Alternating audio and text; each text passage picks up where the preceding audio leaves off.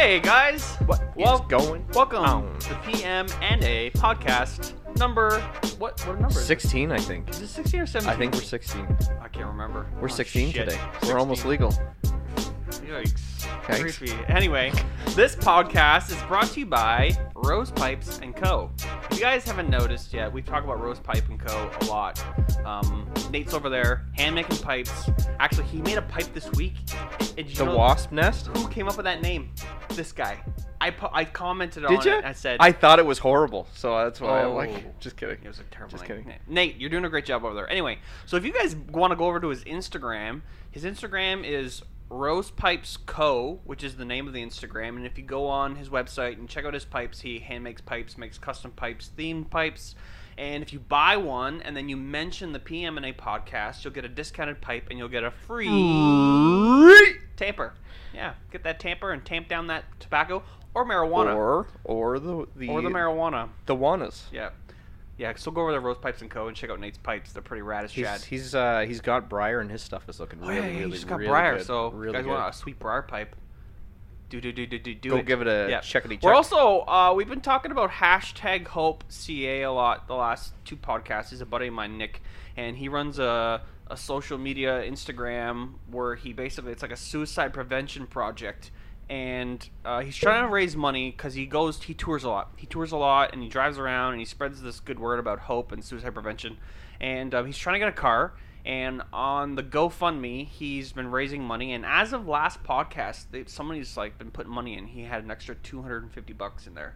So he's almost there. If you got 10 or 15 bucks, you want somebody to do some good work and help out the youth today that are so snowflakey and all that funness, go out there. Help him out. Send him some cash. What's his Instagram? Do you know? His Instagram is hashtag HopeCA.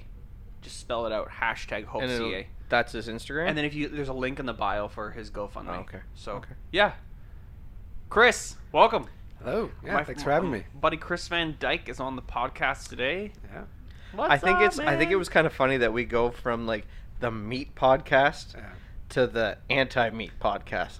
Oh shit! I didn't put that together. So now here's the other thing. I Sure. just wanted to throw this out there. The last guy we had, you know, Clint, he was yeah. yeah. He brought us steaks. Oh shit. You know, you could have brought a fucking broccoli. Oh. a salad. You know, Chris side makes- salad. If people follow my Instagram, so I always post this red container that has like a funny name on it, and Chris started that. Just so everybody knows, Chris and I worked together for a couple years. We've been buddies for like 4 years now. Yeah, but 5 years. Yeah, 5 years. So Buddies for the whole duration, or just kind of? Yeah, No, he was there my first day. Yeah, man. He trained Was me. it? Oh, yeah. trainee. Well, Oh. he He didn't really- showed me the ropes. To be anything, he didn't need training. It's just anyway. Well, we're thank not gonna get God because you're doing the training. into it. Yeah, thanks a lot. So, Jesus, what were you just about saying? You were just saying how horrible a trainer you were, and how he Jesus just Christ. managed to scrape by with your training. Oh fuck. No, you were describing that. We were saying that you were working with him, and you've been working for 4 years. Whoa, and but you were saying something. Sorry, Chris, I interrupted you. We were. no. I don't remember. We were going someplace just with this. finish the fucking introduction. Anyway, this is my buddy Chris. Welcome. Yeah. Thanks for having me. Yeah, no problem. And he man. didn't bring us a salad. And he didn't bring us this. Oh, the salad. Shit. So anyway, Yeah. that's what we were talking about. So Chris makes this ultimate salad, and he started making it at work, and I'm like, hey, this is pretty good. There's no dressing. We do. You go on. What do you like? What's your recipe? Well, it's evolved over the years. It's just gotten bigger and bigger and bigger. Basically, there's like romaine lettuce, spinach, peppers, onions, celery, cucumber, and then an assortment of nuts and seeds, peanuts, almonds, cashews, sunflower seeds, raisins. Often slice up a strawberry or put in some blueberries as well. Yeah. Yeah. And I add a little bit of I added hard-boiled egg in there just to kind of warm it up. Yeah. Just to warm it up, I throw that in there. It's pretty Mm. delish. And then you don't Yeah. add. And then, So sorry, you go ahead. so you cob it up. Yep. Yeah. The idea of adding all the nuts and seeds and the fruit is just to give it, Flavor. a good texture. Yeah. Flavor. And good flavor. Yeah. Because you don't add any dressing. There's no dressing on it. It's just straight shooter. So I eat that every day actually. Still, so right now I'm cutting it clean right now, and I eat one of those salads every day. So I'm salad and tuna every single day, and then I eat fruits and veggies. That's it. That's it after I eat all week. but it's got fucking dressing on it though. There's no way. What kind of dressing do you throw on that? A light balsamic, a light Caesar, or what's the other one? I get the pre-made bag one, so then you just kind of you add whatever's in it. Do you like apples? Do you like fruits and stuff? Yes, I do. So you can cut up an apple that day and throw some apple in there. You don't even need the dressing, man. Right? Yeah. Yeah, well, in my opinion. I don't like mixing it. I don't like to cross my streams. You don't like crossing the streams? No. It's like putting nuts in salad. We're going to talk about diet today. We're going to talk about some cool diet moves because Chris is like the aficionado. I feel like when I talk about diet stuff, I just go to Chris and he's got always a good answer for me. But before the podcast, I wanted to just explain. We were talking about, what were we talking about? Old Yeller. Five Finger Death Punch? No, not Five Finger Death Punch. Old Yeller. Oh, Old Yeller with the peanut butter? With the peanut butter on the shotgun or something, but like tricking him that it's not. Anyway, so I was explaining that the Inuit people, how they trap wolves is what they do. They make a meat popsicle. What they do is they take fish guts and they mix it in water, and they take like a K-bar knife, which is a standard military issue knife that's probably about 12 inches long, and they put the knife in there and they let it freeze. And what they do is they put the butt of the knife blade up into the snow. The wolf smells the blood and the fish and stuff, comes over and licks it like a popsicle, but doesn't realize that eventually it's licking a knife, and then it cuts its own tongue and then bleeds to death from the mouth. That's how they hunt wolves. Really? Yeah.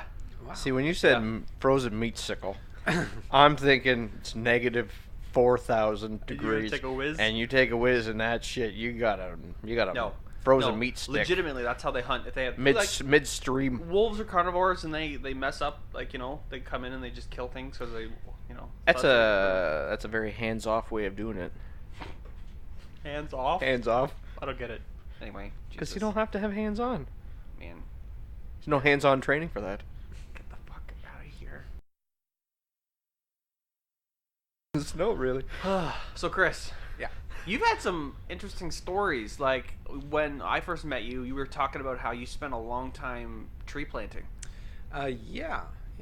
All right. Do you want to talk? I want to hear some. Like we talk about it a little bit. He's got fucking notes. Yeah. I got lots of notes. Yeah. So go ahead, Chris. Okay. So I've spent about 6 years tree planting. I thought it was 2. I was 6. 6 years. Yeah. So where were you doing that?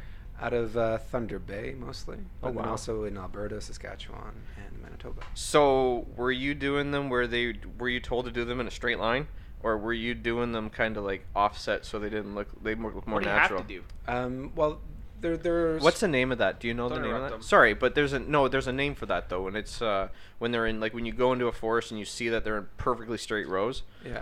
I can't think of the name of it right now. Well, I'm not sure. What would likely produce that would be when the ground is scarified. So they take like a tractor and drive it through the clear cut, and then just chew up all the land. So there's lanes for you to work off of. Oh. So that's when it would be straight. But I haven't worked anywhere where it's like a strict guideline to make sure you have the trees straight. Usually there's like a circumference that they're working with, and you have to have a certain number of trees within that circumference. So it doesn't matter. Well, they have to be a certain distance apart, but the most important part is that you have between 10 and 12 trees. Like they actually put their shovel in the ground and have a rope. And they walk around with the rope. So in that circumference, you need to have that amount of trees? Yeah. There's a minimum and there's a maximum. You didn't fucking think I knew that word, did you? What? Circumference. I would hope you know it, or you can go home. Yeah. So how do you measure then? If you're walking around, is it like a step process? Or? Yeah, it's a step process. You put the shovel in the ground in a random spot in the piece. The piece is what we call, the piece of land that you're working on. So the crew boss will drive to the section of the clear cut that we're planting in, and he'll cut a piece for each one of his crew. There's about 15 people working. So it's a large plot of land, and it's all divided. You divide it by, you have flagging tape with you in your pouch, and you just flag a line, and then that section is your land, and you call that your piece. So the tree assessor will come in, put his shovel down, or her shovel down, and have a cord of rope, and they'll just pull the rope to the end and then walk in a circle, and then check to make sure there's the right number of trees, that the trees are straight, that the roots aren't crooked, and there's all these different quality parameters. No way. And they'll throw a few different plots they're required to throw, and that's what it's called, throwing a plot when you do that. And if the quality is not up to spec, then you might have to come back and replant your entire piece. No way. How long does it take to plant a piece? It takes about as long as it takes to plant the piece. In particular, if you get caught for something called J roots, so it's when the root looks like a J because you're just stuffing it in the ground. You're not making sure the root's going in, nice and straight. The root's about this long, about I guess half a foot. Yeah, about half a foot. And it's also got to be deep enough. There's all these different quality specs that are. So, how much land would you normally do? Like, as a normal your spec or whatever the heck it was called? Sorry. It's called a spec. Piece. Piece. Sorry. I'm not entirely sure how long. Like, I'd say it can be like an acre? Pretty huge or pretty small. Depends on how good a planter you are and how much land there is on the block. So what's the largest one that you've done? I'm not sure. I don't know off the top of my head. I'd say an estimate like 500 meters deep. I'd say like pretty deep. Like you're walking for a fair distance to get to the back of the piece. So that would take you a day. There are pieces that would take you a week to finish. Not very often. Most often. Oh my god! Like I did the crew boss thing as well. Yeah. And as a crew boss, you're trying to give your crew a day or a 2-day piece, because if you're in the same piece for longer than that, the job is already hard enough, and it can drive you a little. You're nutty. in the bugs, and I remember I was asking you about it, and you were saying if somebody wears a bug net. Oh yeah. They just get razzed, oh, you're wearing a bug net, you pussy, Yeah, there's interesting subculture that exists out there. So I can just give you just a rough outline of what it is. Yeah, I'd love that. So the camps, there's about between 60 to 120 people in one camp. There's a supervisor, there's crew bosses, and each crew boss has about 15 planters in their crew, give or take. There's tree assessors that go around and check the quality, and then there's tree deliverers. So that's the system as it's set up. And then you just drive into the middle of the boreal forest, spend 3, 4, 5 hours from the nearest town. What? Set up camp, and then you're just working in the clear cut. So it's my picture going in was that there'd be this nice flat clear cut that you could work from. But no, it's a mess when you get in there. There's fallen down trees to crawl over. There's underbrush that's been growing depending on how long the clear cut's been. No way. It's a mess. It's rare when there's a nice field for you to plant. Often you're crawling over trees and you're going downhill or crawling over rocks. It's a lot harder, and then it's hard to figure out where the soil is. There's all these nutty problems you wouldn't have imagined, because sometimes there's a layer of moss or duff. Duff is dead moss that you have to dig through, and sometimes there's just sheetrock underneath, so you're looking for a place to plant the tree, and then you just slam your shovel down. Oh man. Do that 100 times in a day. There goes your shoulder. Yeah, it's or your shovel. Yeah, that's happened. I've broken a few shovels. When you're walking, because I was watching this video, and this person's, they walk, they push it in, they pull forward, they drop the plant in, and then they take another step. It's like how many plants can you do in? You're supposed to do a certain amount of plants in a minute. Well, it's piecework. You get you get paid for every tree. You don't get paid anything above that, but you get paid for every tree you put in. You get paid on average, I'd say, about 10 cents a tree. So would a planter normally make more than what a manager would make? They can. The best planters probably make more than most managers. Yeah. Managers get paid a penny per tree. So you have a crew of about 15. You get paid a penny per tree, plus you get a bonus for vehicles and equipment. So you only do as good as your crew does then? Yeah. Oh, wow. So that's pressure's it's on. a great incentive. I was going to say for everyone to do their best. Because then everybody's benefiting. Yeah. If you're not out there pounding, as we say, then you're just losing money. That's one of the realizations I came to over the years. I'd say it took me a while to learn how to plant. Is that if you're sitting there just complaining and miserable, you're not making any money. You might as well just be tossing money on the floor.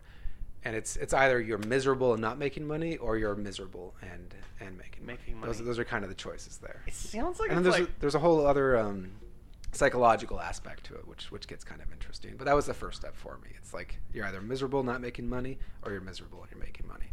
and that's what got my butt back in the piece. So if you had a good week, like what would you generate in a week normally? Well, in a week, that's 6-day weeks. Like sometimes 5 days on, 1 day off. Like 12-hour days. Yeah, it depends on how far the block that you're planting is from your camp. Like the drives can be like the longest drive I think is like 2 hours or so. Holy Nikes. Yeah, it really digs into your income for that day. But you're up at 6, you're leaving by 7, and then the day ends. Ends at 5, if I remember correctly. That's not so bad. That's not not bad at all. Yeah. And then you can kind of like have the afternoon to just like what's. Well, you drive back and then you eat supper and then you have to go to bed. Because you don't really live there, so you're not really planting any roots there, you know. Because fuck off. Oh no! God. This is the classic. Sorry, am I a splinter in your side? So, splinters! Yeah, splinters are no joke. There's a guy. One of the years I was delivering, and I was also a safety officer. And there's a guy that had a splinter in his like wrist that was like 2 inches long and like half an inch thick. Like it's just a real right in his wrist. It's a fucking toothpick. And I kept telling him every day off, you need to go to Emerge and get that out because you can't take it out on your own for whatever reason, and that's gonna get infected and it's gonna screw you up. Infected. Yeah. And every week he's like, yeah, I'll go, but then he just ends up getting drunk, deciding to party instead, and then doesn't go. Had it in his wrist for I want to say 2 months. No. Until finally he had shooting pains going up his arm and lost feeling in like his index finger. Did he get sepsis or what? I'm not sure exactly what the diagnosis was, but we had to drive him back into town because it's the middle of the planting week, and then he had to go to the Emerge and get them to remove it. What an idiot. Yeah, it was. So most people are just going out there to just earn. They're just like not everybody. No? I mean, it's like I said, it's a very interesting subculture that develops because you got to be a little crazy to go out there and think this is a good idea to go out exposed to the elements for like 8 to 10 hours. And it's like there have been in my 6 years, which is about 2 to 4 month increments in the summer. We've had maybe one shortened day and one day where we pulled off the block.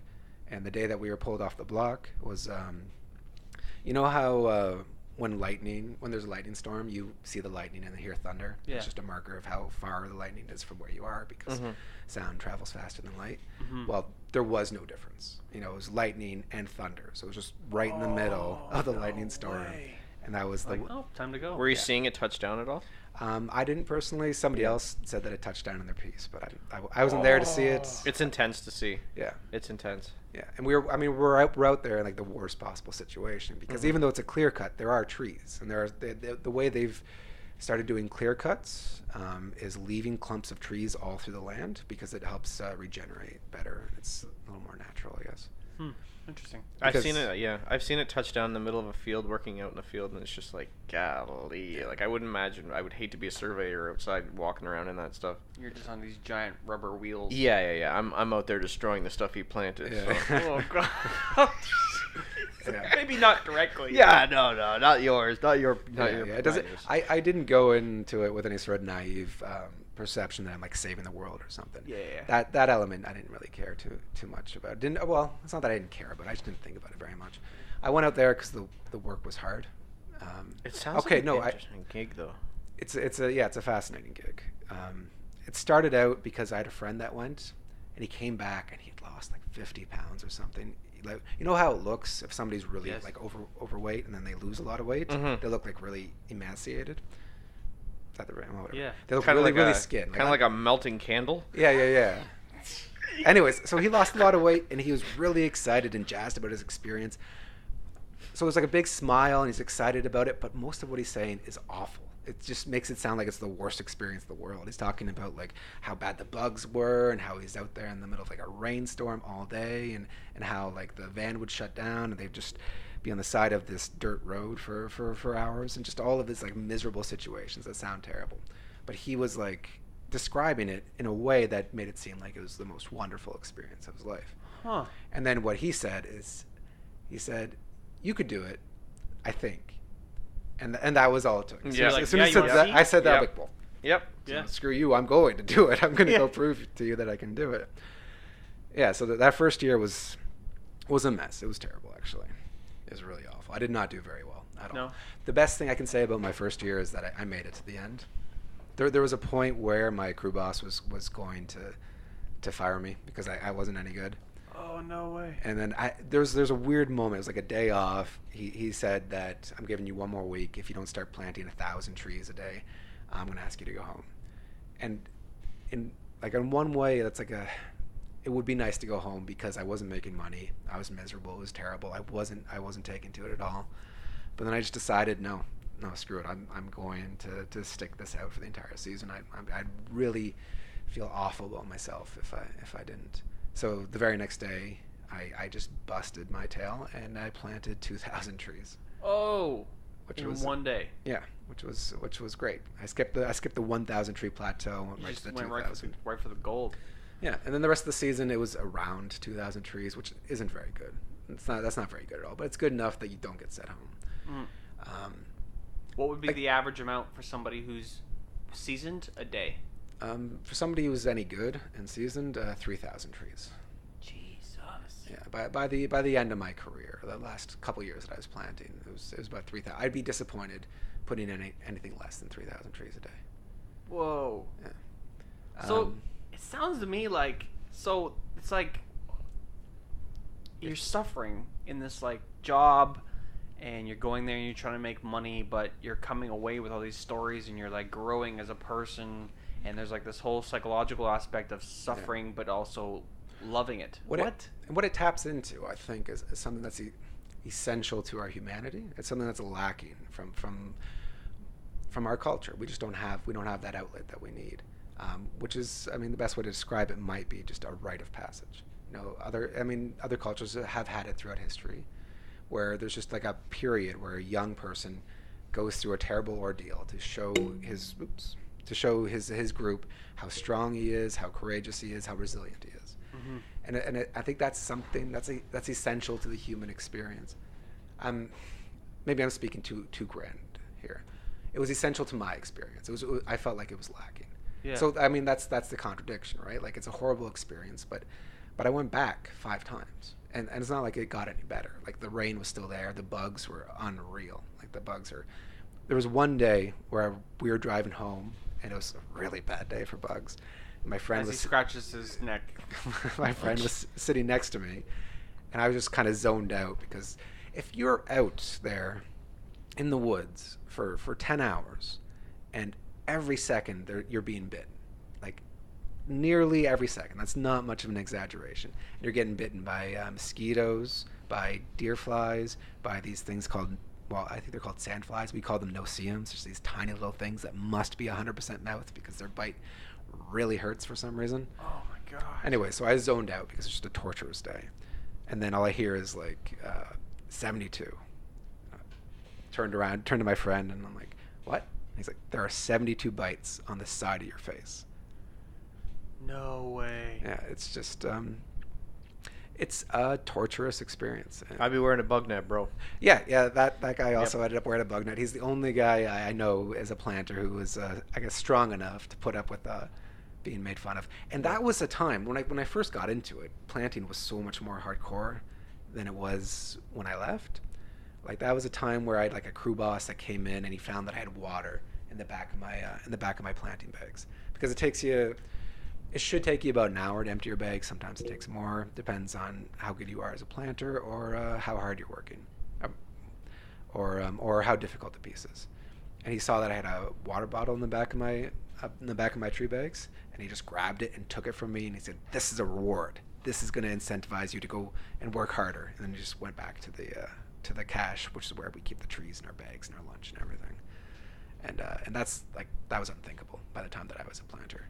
Or by the time that I was crew bossing. To take somebody's water bottle. You need water. Yeah. But it was really hardcore, and like the vets were really like kind of like mean and hard on the rookies. Like as a rookie, the idea that you sit anywhere except for in the very back seat of the van was just unthinkable. The idea that you ever sit in the front seat of the van was just like you wouldn't dare do that. And in my season, there was like 4 of us that were big guys. So 4 of us sitting in the back together was just awful. But we did it for for most of the season. Eventually, they lighten up. Like once you've been at it for a month or so, you can sit in the next seat maybe. What? And then like on the four-wheelers, they'd have like 6 people on the front rack and the back rack riding around and That sounds falling safe. off when they took the angle too hard. There's one of the best moments, I guess, from my first year was we had more planters than we had seats in the van, so somebody had to sit on the wheel well for the rides to and from town and to and from the block where we were planting, and I mean, just like any job, you get like a safety orientation and everything, and your rights and all that stuff. And I'm sitting on the wheel well, and my crew boss gets into the van and says, "All right, is everyone ready to go?" And I said, "I don't feel safe." And he said, "Is that Chris?" And they're like, "Yes." And he's like, "Well, tell Chris to shut the fuck up." and then I was like, "That's not how they said it would go." So that's what it was. It was rough and tumble at the start, but eventually, like it's not safe, and then people get hurt, and then you ratchet down, right? Wow. So, was there anything interesting else like that in the camps? Because you guys are in tents, right? Or do you guys like makeshift anything in wood? No, or? the camp is you have one massive tent that's called the mess tent. That's where you eat and hang out. There's another big tent that's called a management tent, and that's just where management hangs out to look over the maps and make plans and everything. And everybody else is in tents. Mm-hmm. Was it like band camp where they getting it on quite a bit in there? Yes, there is quite. You mean the sex? Quite the planters warts. Yeah. Planters like I was saying earlier. Like planters are crazy people. It takes a crazy person to think that this is a good idea to go live your life like that for 2 months. Some horny tree frogs. Yeah. Okay, you gotta I've been writing. You gotta be thinking like the type of women that are coming out, or the type of dudes that are coming out. They're just soul searching, right? There's gotta be a soul searching aspect to this thing. Well, right? you got to be able to work really hard. How long are you at the camp for? Sorry, how long are these trips for? You're 6 out of 7 days. Like sometimes it's a 6-day week, sometimes it's a 5-day. But it's week. like 4 months of this camp. Oh yeah, it's between 2 and 4 months. Like one season could be 2 months. Depends where you go. So after 2 months, and you're seeing that woman. You know how they say office pretty? pretty. You'd be surprised. There are a lot of beautiful women that go tree planting. Jackpot. I mean, just yeah. Like they're everyone's young. You have to be young to be. Well, you don't have to be young, but there's very few people that are like older than 25 doing it. Jesus. And everyone's in good shape. There's a lot of university students. A lot of people that were travelers. You're right. Like there is an element of like soul searching. Yeah. That comes along with it, and also it weeds people out. So like you show up and you don't really understand what tree planting is, you're going to get fired or you're just going to quit. So the people that stay are people that are like strong and resilient and interesting, or crazy. There's a few people that were like scary type of crazy, not the fun type of crazy. If you're shitty at it, but you're showing that like you want to do the work, you're just fucking god awful at it. Will they keep you around, or is that something again where it's like you kind of gotta cut the fat kind of thing? They kept me around. I would fit that description in my first year. And then the second year that I went, I actually had to write an essay saying like I was embarrassed by the way I did in my first year. I did not give my best effort, and I promise that I will give a better effort this year. And I was part of like a legendary crew boss's crew, and we put in like the best numbers that she has done in her entire like 13-year career. Oh, that's gotta feel good. And I was like the lower rung, but I was starting to put in like mid 2000s a day. Because everybody else is just earning and burning. Well, everyone else is earning and burning, and then I was super motivated. And then I had one day when I was planning near the end of the contract, so near the end of the season when we're about to go home, I was what we call buddy planting. So you just go into the same piece with another guy or a girl, and you plant beside, and it helps because you can chat. It's not doesn't wear so much on your soul as it does when you're on your own. You allowed to listen to music when you're out there? Yeah. Okay. Music helps. Where the fuck are you gonna plug in your iPod? In your fucking pocket. They have a generator that they take with. So, there's a bit of a battle to find those spots when you get back into camp, but it's there. You're unbearable. Anyways, so I had a friend of mine who was like a bit of a who was doing a lot better than me, and I was trying really hard, and I didn't know what the difference was. We were planting side by side, and I just couldn't keep up with him. And then he came over, and after like half a day of this, he just kind of told me, not every tree has to be perfect, and that like changed the game entirely, because I was planting every tree like it had to be pristine, and I'd never repoed. I never had to go replant a piece up till then, and then even after then, for years I never had to replant. But the idea that you can just let a tree sit and keep going forward, even if it might not be perfect, it changed everything for me. And you're trying to plant a tree. If you want to plant at good numbers, you're trying to plant every 6 seconds. 6 seconds. Yeah. So eventually, if you want to drive yourself crazy, try spending 10 hours, in the hot sun when it's like 35 degrees and no wind, and you're just counting down every tree. You're like 1,000, 2, 1,000, 3, 1,000, 1,000, 2, 1,000, 3, 1,000, 4, 1,000, 5, 1,000, 1,000, 2, 1,000, and just going like that for like 10 hours.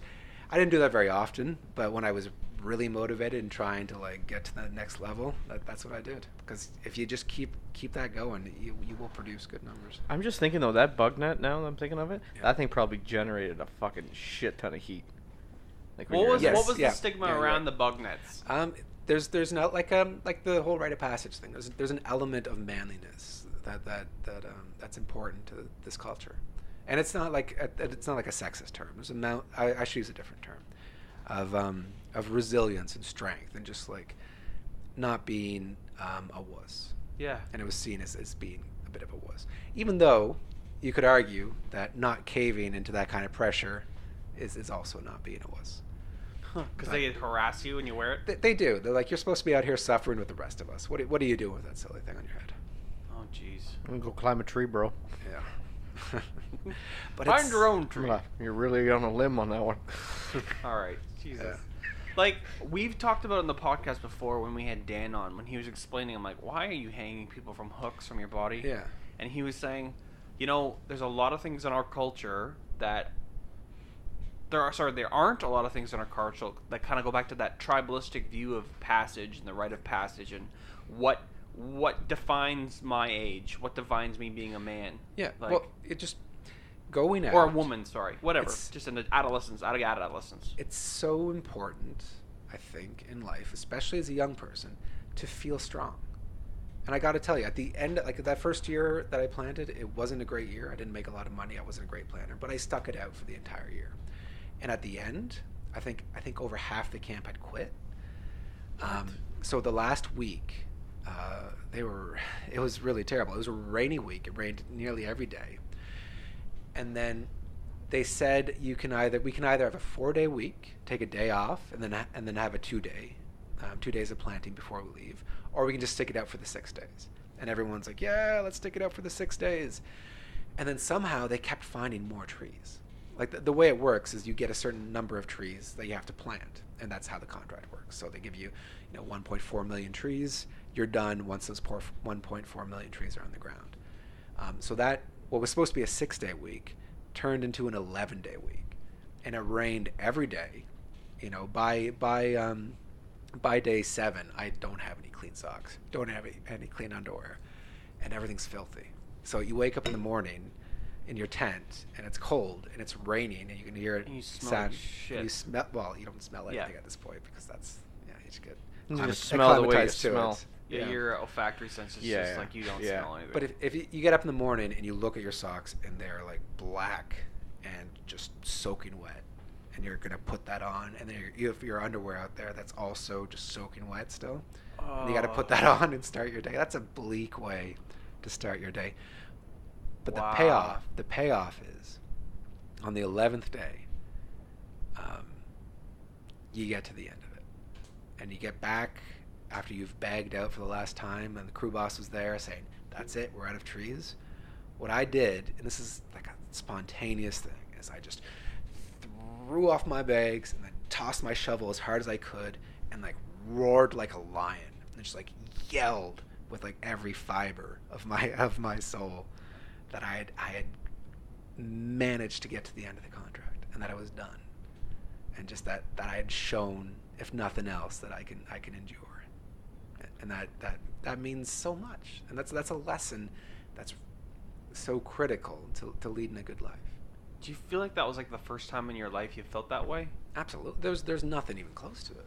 Wow. I don't know if there's anything close to it since. Like there's been the gym, I think, recreates that experience because essential to it is that you're under physical duress. So you're tired, you're aching, you're cut up, you're bruised, you've fallen down, you're dirty, you're cold, your feet, like you get planter's feet. Oh yeah. They're also known as like trench foot. So Yeah.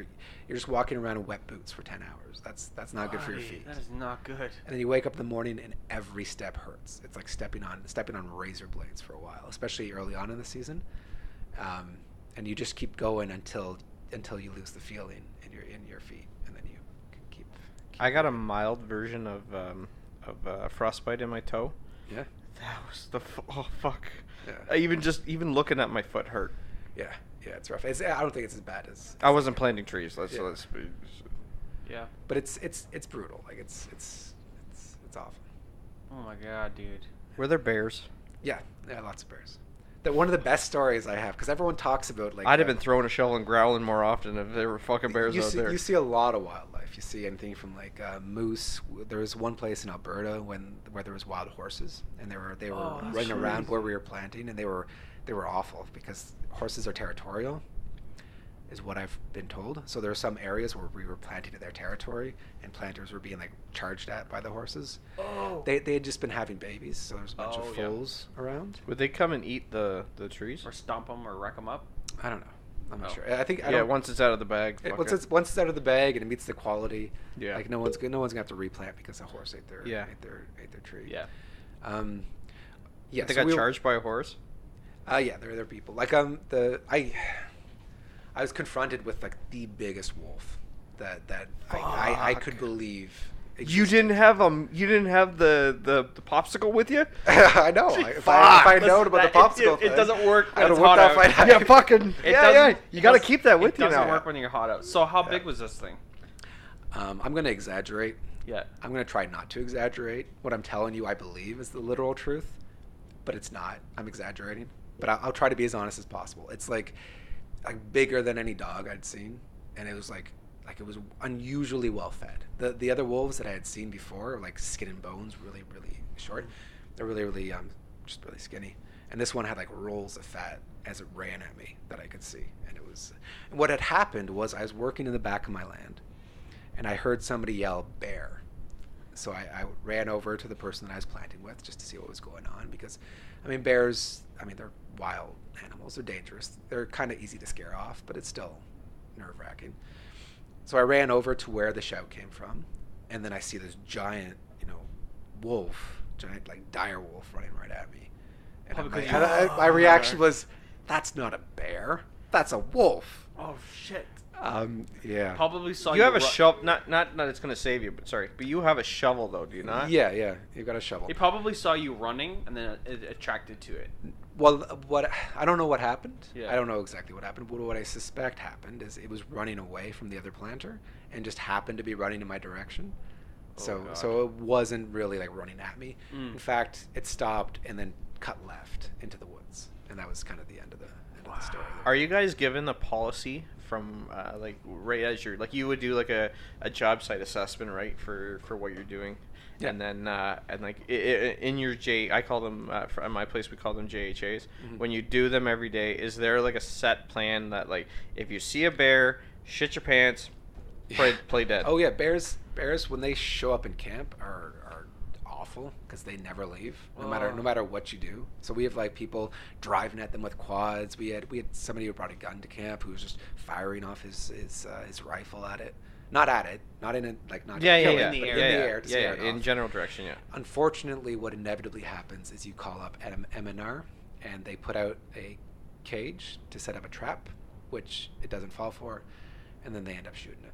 Well, they have to because it won't go. We had we went to a hunting cottage where we were fishing, and there was just there's so many cottages out there that they just, they try scaring it away after a little while, but they just can't risk anybody getting hurt. Yeah, and it wasn't afraid anymore, and that was the problem. Yeah, it would just keep going to the bait house, and the guy said it was the same bear. He just knew it was the same bear. Yeah, you got to take care of it at that point. Yeah, we even had dogs. There's even one guy who sent his dog after it, and it was hilarious to watch because the dog is a third its size, but chasing it away and it's running away. Bears are timid animals. Like what you're taught to is you're taught to just say, "Whoa, bear," but nobody says "Whoa, bear" to scare it away. They just yell at it. Scream. And the bear runs away. Though there was one person who was trying to scare away the bear by yelling at it and everything, and then he got up on a stump and made himself really big and was yelling at it to get it to go away, and then he got onto its hind legs. No. So he was like, "Oh, screw this!" and got off the stump and walked right out of his land. Oh, jeez. Waited for the crew boss to show up. And Jeremy actually could take off his shirt and talk to the bear. But one of the best stories, to go back, I think, to where we started here, was mama bears are supposed to be the most protective animal, right? You're not supposed to get in the way. You don't get between them and their cubs. Yeah. So what happened was we were driving in the van, and we come up over the ridge. Ernie's laughing at my hair back. And there's a mama bear with 3 or 4 cubs. And so we're not driving too fast, so we're just kind of driving slowly behind them, and they're just running in front of us. Full tilt, yeah. And then mama bear just runs into the woods and leaves all of the kids to fend for themselves. And it was the cutest thing I've ever seen. They were so little, and they could barely move, and they were tripping over themselves trying to get away. Geez. And our crew was mostly girls at this time, so there's this nice, kind of falsetto pitch going on as they were just oohing and eyeing. And every time, the bear would take a tumble, or there's, there 3 of the bears were smart enough to fall out of the way into the ditch. There's just this one little bear that was left that was just trying to outrun the van as best it could. Poor little guy. It was pretty great to see. Oh man. Yeah. It must have been. Did you see any of the Northern Lights, or did you see any of that kind of stuff happen up there? I didn't. There was a few nights when it was out, and I was angry at the people for not shaking my tent, but I was there to see it. That's my favorite thing when I go up north is you just get away from the light pollution and the sound, and it's just so peaceful. Yeah. The start. Mind the bugs. Camp life is pretty wonderful as well. Once you, my inclination for the first couple of years was just to go straight to bed because I'm just exhausted and need sleep. But everything got better for me as I would stay up by the fire and socialize and get to know these people. Just it made everything that much better, because an important part of this is the camaraderie. It's not the exact same. I mean, I wouldn't know if it's the exact same as soldiers, but I feel it's a similar kind of thing, where you're this isolated group that's just going through this shit together, and knowing that you're there suffering elbow to elbow with everyone else, you just get really close. And also, you're going crazy. The situations are insane. Being out in a rainstorm for 10 hours will drive you crazy. And people do snap. Oh, no way. So you need to have, you're craving that kind of interaction in a way that you don't always when you're back in civilization.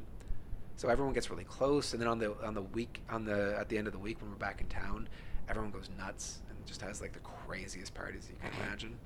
Just waking up there's no rest. There's no idea of resting. You're gonna come in and you're gonna go to the LCBO or whatever that there is there, and you're gonna drink a lot, and you're gonna go to the dive bar that's down the road, and maybe get into a fight, and maybe take off all your clothes and go swimming. It's a real intense and extreme human experience that we just don't really get naturally anymore. Especially when you're working that close with, and you don't really get that buffer where your normal day-to-day work schedule now, where you got to deal with this idiot for 8 hours and you can go home, whereas that it's fit in or fuck off, right? And the fact that it's piecework, that you get paid for the work you put in. That's an important element as well, because there's no way of just coasting, because if you coast, you just don't make any money. Yeah, and the manager's not going to keep you around if you're not planting those trees, bro. And being a manager in that situation is fascinating as well, because you don't want to, you don't know how hard to be on the guys. My philosophy was to set an example. I just wanted to always be working harder than everybody in my crew was. and that was the strategy that I took. But then there's moments where you're like, these numbers are awful. You guys are better than this. You need to put in more trees, and then that's it. That's like all that you need to say, because I mean the money is pretty motivating in itself, and it's more than the money actually. There's it's a big deal to plant 2,000 trees. It's a big deal to plant 3,000 trees. If you plant 3,000 trees, at the end of the day, we'd always go over the numbers, and you'd go in and you'd tell your crew boss how much you planted.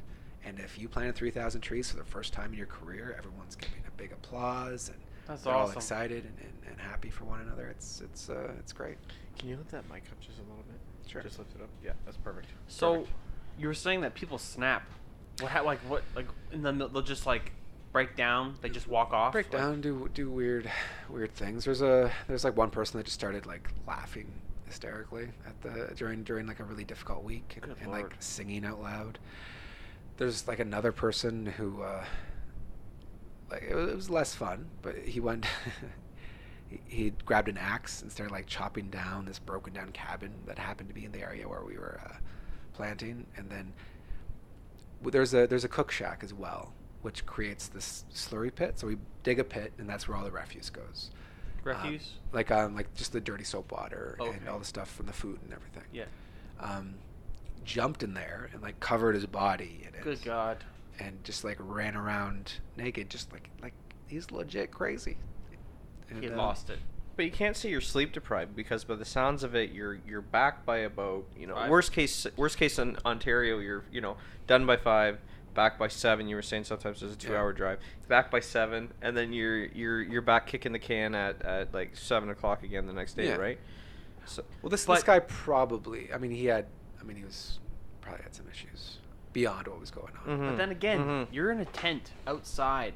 Like, well, I'm not saying there's other factors, but I'm bugs, saying though, like like the rain, if you the don't- main one usually is nutrition and sleep, right? And if you're not getting those two main things, you're gonna be cuckoo for fucking Cocoa Puffs after that. Well, it's very few. Like, everyone has moments and stuff, but most people keep it together. So now after the tree planting, did you want to say anything else about the tree planting, or what else were you going to talk about? Because I know we were talking about like even Ernie just said like the diet stuff, like. Oh sure, we can get into that if you want. Eating like. Are you vegan or vegetarian? What do you classify yourself as? Not that I'm telling you to put yourself in a classification. No, I'm that's just okay. curious. I try to eat whole plants. It's like a whole plant diet, I guess. But no meat. That's a recent development. I'm still kind of struggling with that idea. What about eggs? No eggs. No eggs. Fish though? No fish. And definitely no chicken and beef. No chicken and beef. So that would be vegan then, right? Because Sure. vegetarians. But he's calling the problem is that the vegan is an ideology. It sounds like a fucking religion. Yeah, it is for people. Whereas I was just trying to get healthy. Like I was at a point where I was incredibly unhealthy, and this is just part of the journey that I've been on to get to a healthy weight and healthy lifestyle. Well, I try and look up some things when we have people coming on that I don't know a lot about, and I try and learn stuff because I like learning some shit. And then vegan is no fish, no eggs, like nothing to do with the animals, no animal products. And then vegetarian, they say that they can eat like eggs and fish and whatever. Fish? And they say fish? Yeah. I didn't know that. Yeah, I think there are vegetarians that okay with. But it makes me wonder though, like like your vegetables are planted in the ground, and the plants tend to be fertilized with cow shit. True. So, if de facto. Yeah, but it's not meat though. Where did the poop come from?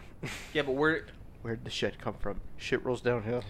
Well, that's taking the ethical argument, right? Yeah. All right, so Sorry, were you doing the tree planting? The plant-based diet at when you were tree planting? No, this is all brand new. This is. That might have been easier though. It might. Well, we had no. If you're hungry, you'd eat the tree. Yeah. Oh wait. Oh, dear God. He'd be pining for a steak. Yeah, Jeremy, come on. You just eat the trees. That's all. We actually had a cook. I remember one year.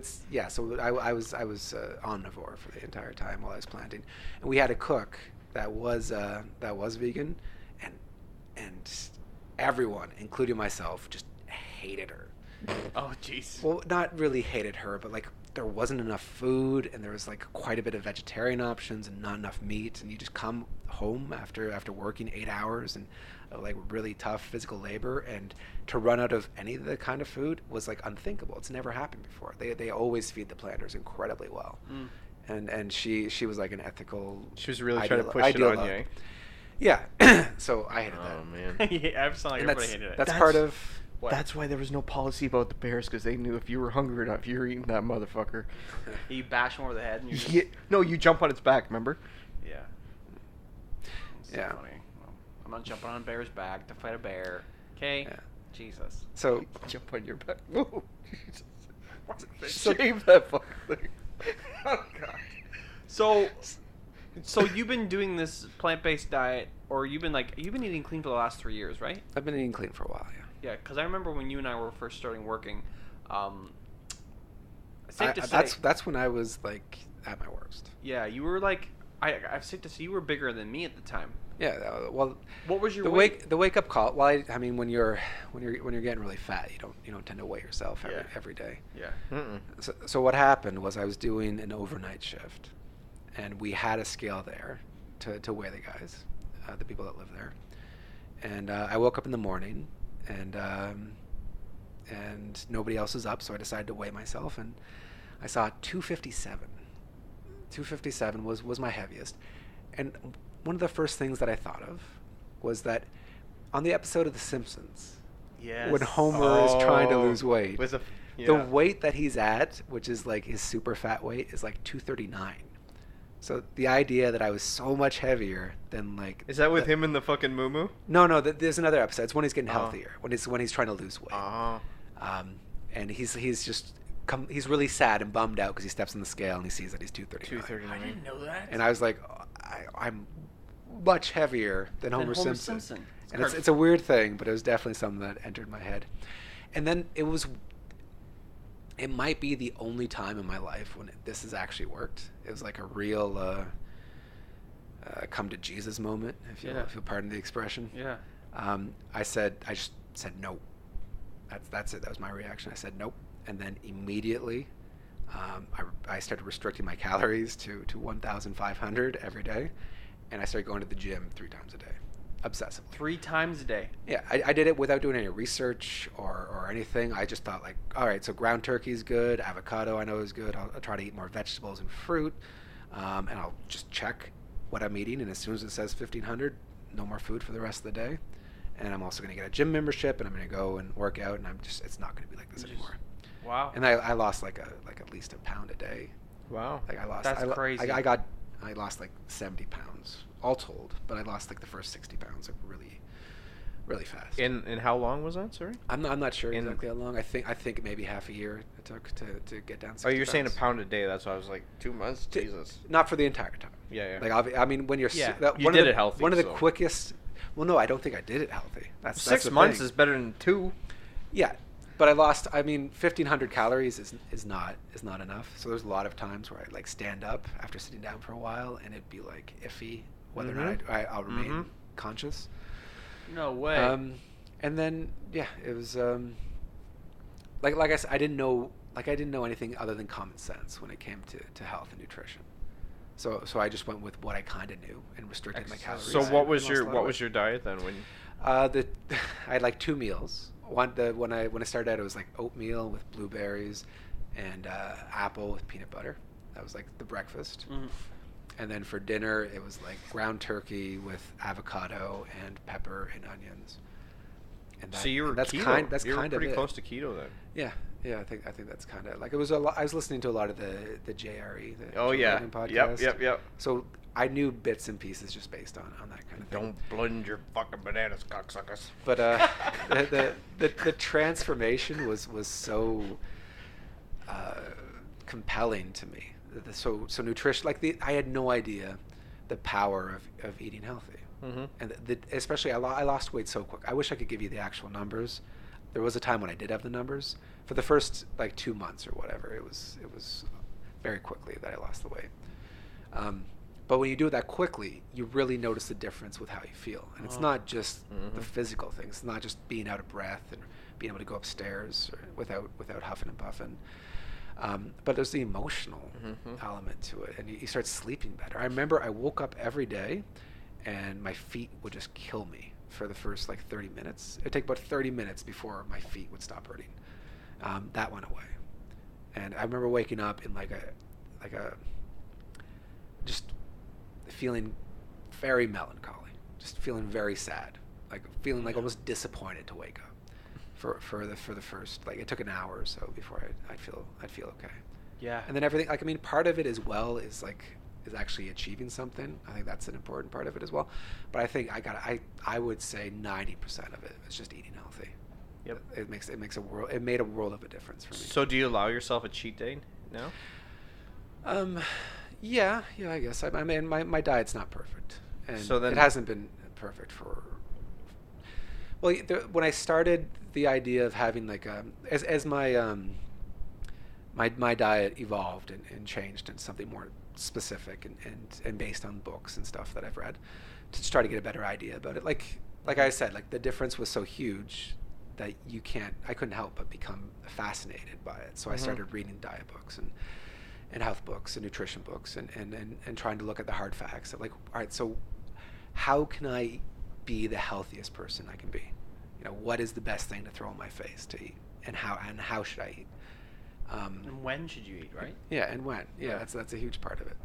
And at this point, I've lost my train of thought. Where was I going? We were talking about you were talking about your diet and how it was more than just. Oh yeah. Yep. Yeah. So I guess that's kind of the end then, right? So I just started reading and studying and trying to learn as much as I could about diet. And it's complicated. It is so complicated because there's not just one way to eat. There's so many different ways of eating. Like human beings are made, well, like the paleo diet or the keto diet. You got the Inuit who eat almost zero vegetables and fruits. Like they get everything they need from from the seals and the blubber. Yeah.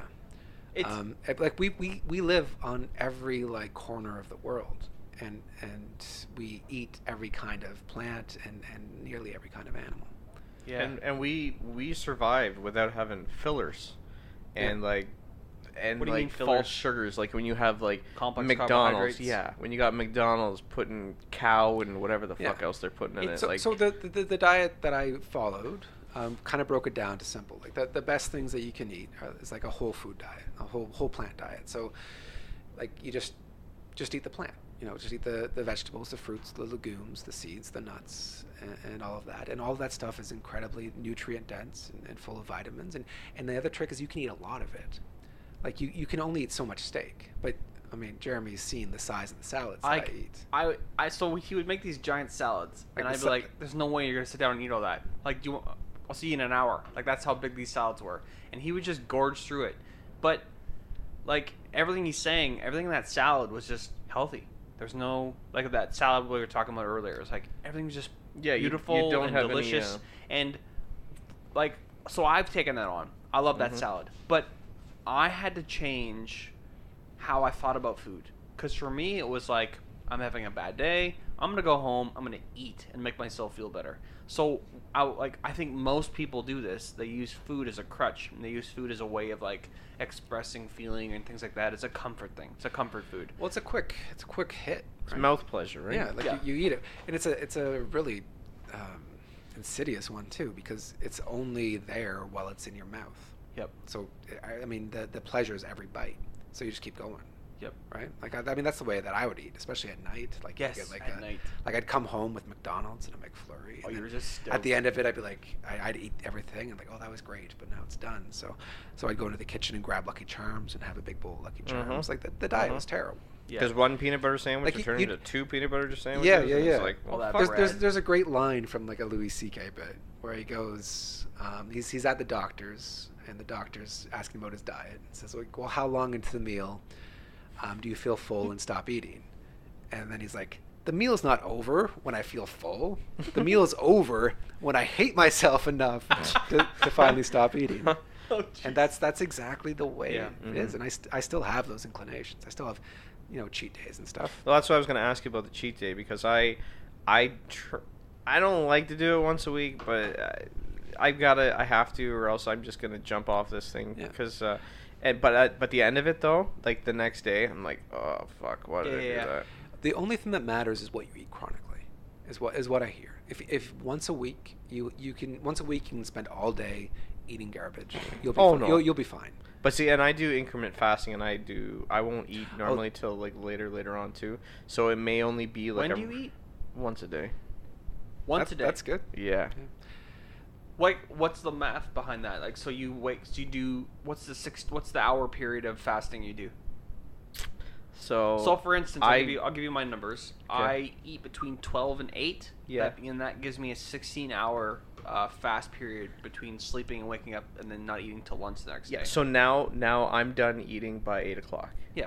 Was that's in the, is that like the book you were reading? Like, can you? Yeah. Are you gonna quote from the book that you were reading? What was it? Yeah, I got lots of. And I'm down to 2 coffees a week. What? That's good. Yeah. I've started going with decaf coffee. And I brought tea with me for work. Yeah. And I won't put cream or sugar or anything. I just have the tea black at night just to have something different. And then same deal, I'll have a big salad. And that was the first thing I thought too, because I get the bag ones. Yeah. And I'm like, this is a big ass fucking salad. I'm not gonna eat this thing. But I'm like, your salad. Seriously, try it. But I'm feeling good. Salad. Yeah. Yeah. Well, salad's just become like my favorite thing. Yeah. It's amazing. Like when I was losing the weight originally, like I'm not exaggerating. That's all I ate. That's what I had for morning was the oatmeal, the bananas, the peanut butter, and then in the evening I had the ground turkey and the avocado and the peppers and the onions. That's all that I ate. So like I don't really crave variety or anything when it comes to meal. I kind of have to now. I kind of have to now because my wife does, and we have a stepson. So, but actually I've learned that I really enjoy cooking. That's awesome. So I like going through different recipes and finding new things to try, and it's fun. It's interesting. Yeah, you can barbecue veggies, can you? Oh yeah. Oh, you can steam vegetables on the barbecue, smoke vegetables. Yeah. Actually, I think you add calories when you smoke things. But going back to like we were talking about mouth pleasure and stuff. Like for me, like you and I have done fasting. Like Chris and I, was it a month ago? He messaged me up and he said, "I'm gonna do 92 hours." Was it 92? That was I was planning to do 5 days. Yeah, 5-day fast. Just water. And black coffee. Yeah. So I said to him, I don't think I can do 5 days, but I think I can do 3 days. We did 3, right? We did 3. I ended up having to do 3 because there was like a family event where it would be awkward to show up and not eat. I'm 2 days deep, and we're just chatting back and forth about how things are feeling. And I'm sitting at work and I'm watching TV, and I can't believe, like, I'm really noticeable watching food and stuff. There's commercials. Every other commercial was food. Mm-hmm. I'm not even joking. And then I sat there and I numbered it on my phone, and then because you get obsessive and your mind goes to this strange place when you're fasting. You're sharp. You wake up and you're like, ready to work the day, and you just go. For me, like the same with Chris was saying, it took him 30 minutes to wake up because of his feet. You know me in the morning. I'm sluggish. I'm grumpy. Don't talk to me.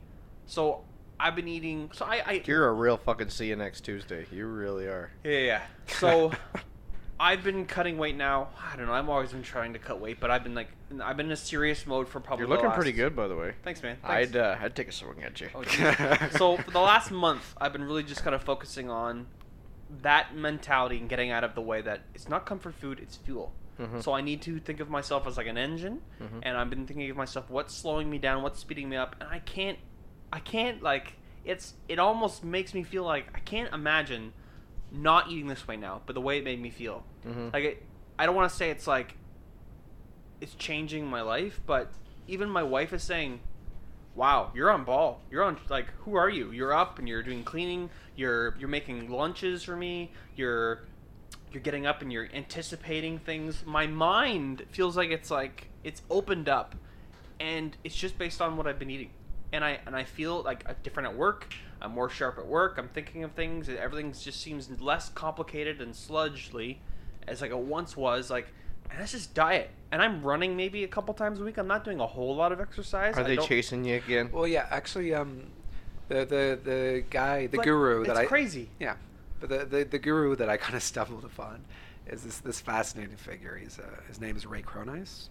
He was a NASA scientist who became obsessed with nutrition because his health was not great. Isn't space a myth? Oh fuck! That's a new thing. Unbelievable. Go later. Go into it later. He was a government shill pretending to do studies in space. I'll believe you and your moon.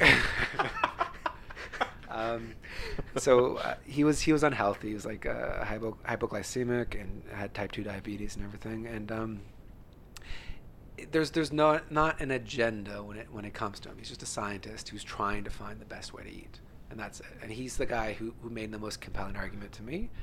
And he's landed on the idea of being essentially vegan is the best way to eat. Is just the healthiest way to eat. But he gets people so upset because he does not care about animals, and he does not care about like the earth and pollution or any of that stuff. So he's at this like conference, and most vegans are ideologues. He's just no, I just care. I'm just purely selfish here. I'm only interested. Yeah, it's dietary. I'm only interested in what is scientifically the best way to eat. And I find that that guy was hilarious. That's how I got onto the whole like Whole Foods and just no animal products. Ray Cronise. And that was a book you were reading? Yeah. What's the title of that? Well, it's not just a book. There's articles like the first work that he did with diet was about cold therapy. Oh, interesting. It was in Tim Ferriss's book. I don't know if you know what Tim Ferriss is. No. So he lost weight. He doubled his weight loss by being cold. Which is what are we doing, like Iceman, like the Dutch? Yes, kind of the similar. Like in winter he'd just go out with a t-shirt on and wait till he starts shivering, and that doubled his weight loss. And he'd also take cold showers and stuff. Meat sickle. Yeah, that's where it came from. Yeah, but then he just like he had like a calorimeter to like measure his calories in and out. He had all these like really expensive equipment, so he's measuring everything about his blood lipid level and his blood glucose level and everything. And he just did all these scientific experiments essentially on himself, but he also started to include more and more people, and has done, I think, like 150 people he's had success with running the same idea, which is really essentially very simple. Eat vegetables, eat fruits, as many as you can. Try to cut down on meat and dairies as much as you're able, and no bread at all. It makes you think though, because your body. Sorry, but it makes you think though, because your body's trying to work hard as it is trying to keep you warm. And you're trying to work out at the same time, like try and burn calories in that, right? That's why I jumped in there. Is because when he's getting people to lose weight, he forbids them from working out. You know, because I think working out just creates this idea that you're able to eat more, and it does more damage than good. Yeah. Yeah. So that's another thing that apparently I did wrong, but it worked out okay. Yeah. You know? Well, and people like when they talk about like changing diets and stuff, like you can drop weight really quick. But it like without even. I'm not working out. Actually, exactly. Like I'm not. I play hockey maybe once every 2 weeks, maybe. Yeah, the key seems to be like if you're concerned about longevity and your health and not getting sick, the key seems to be eating as many fruits and vegetables as you can manage and being active. Like exercise isn't necessarily that much more helpful than just going for long walks or just being physically active or playing hockey now and then. You know, as long as you're not just sitting down on your butt all day. Yeah, that's probably. But exercise is important. There's a lot of healthy side effects to it, but I think it pales in comparison to how important what you eat is. Oh, I can't. So just so people know, my diet is I intermittent fast, and I'll get up and just have a cup of coffee. I'll have a couple creams, and I can't get away from cream. I can't go to the black. I have a couple creams. I have one cup of coffee, and right at lunchtime I'll just start eating fruit, and I crave it now. I see apples, and I stay away from bananas because they're kind of carby, but I go for apples and berries and orange. I have one orange maybe every couple days. There's a lot of sugar in oranges, but then I just go straight salads. But if that's your only sugar though, and I don't everyone's kind of glucophobic. You know, because of like these new like the bananas diet fats. Yeah, it doesn't matter. Like I mean, it's not going to kill you. Because it's a natural sugar, exactly, right? Exactly. Refined sugar and refined grains. That's where the problem is. Like there's one scientist at Harvard who said that like white bread should be reclassified as a candy because your metabolism sees it as essentially the same thing, deals with it the same way. Really? Yeah. Well, that's why like homemade bread, it tastes like dog shit if you don't put sugar in it, right? Because you're not getting the wonder effect. Yeah, and you're looking for like just the whole grain. It's not so wonderful. Yeah. Oh yeah. It's just... Why do I keep agreeing with it? I keep finding myself like, yeah, that's a good point. Yeah, right? You eat the true. tree. It's true. It's Yeah, like it's it's not like wonderful. it's like drinking fucking Coke Zero, and you're like, oh, I'm saving the planet.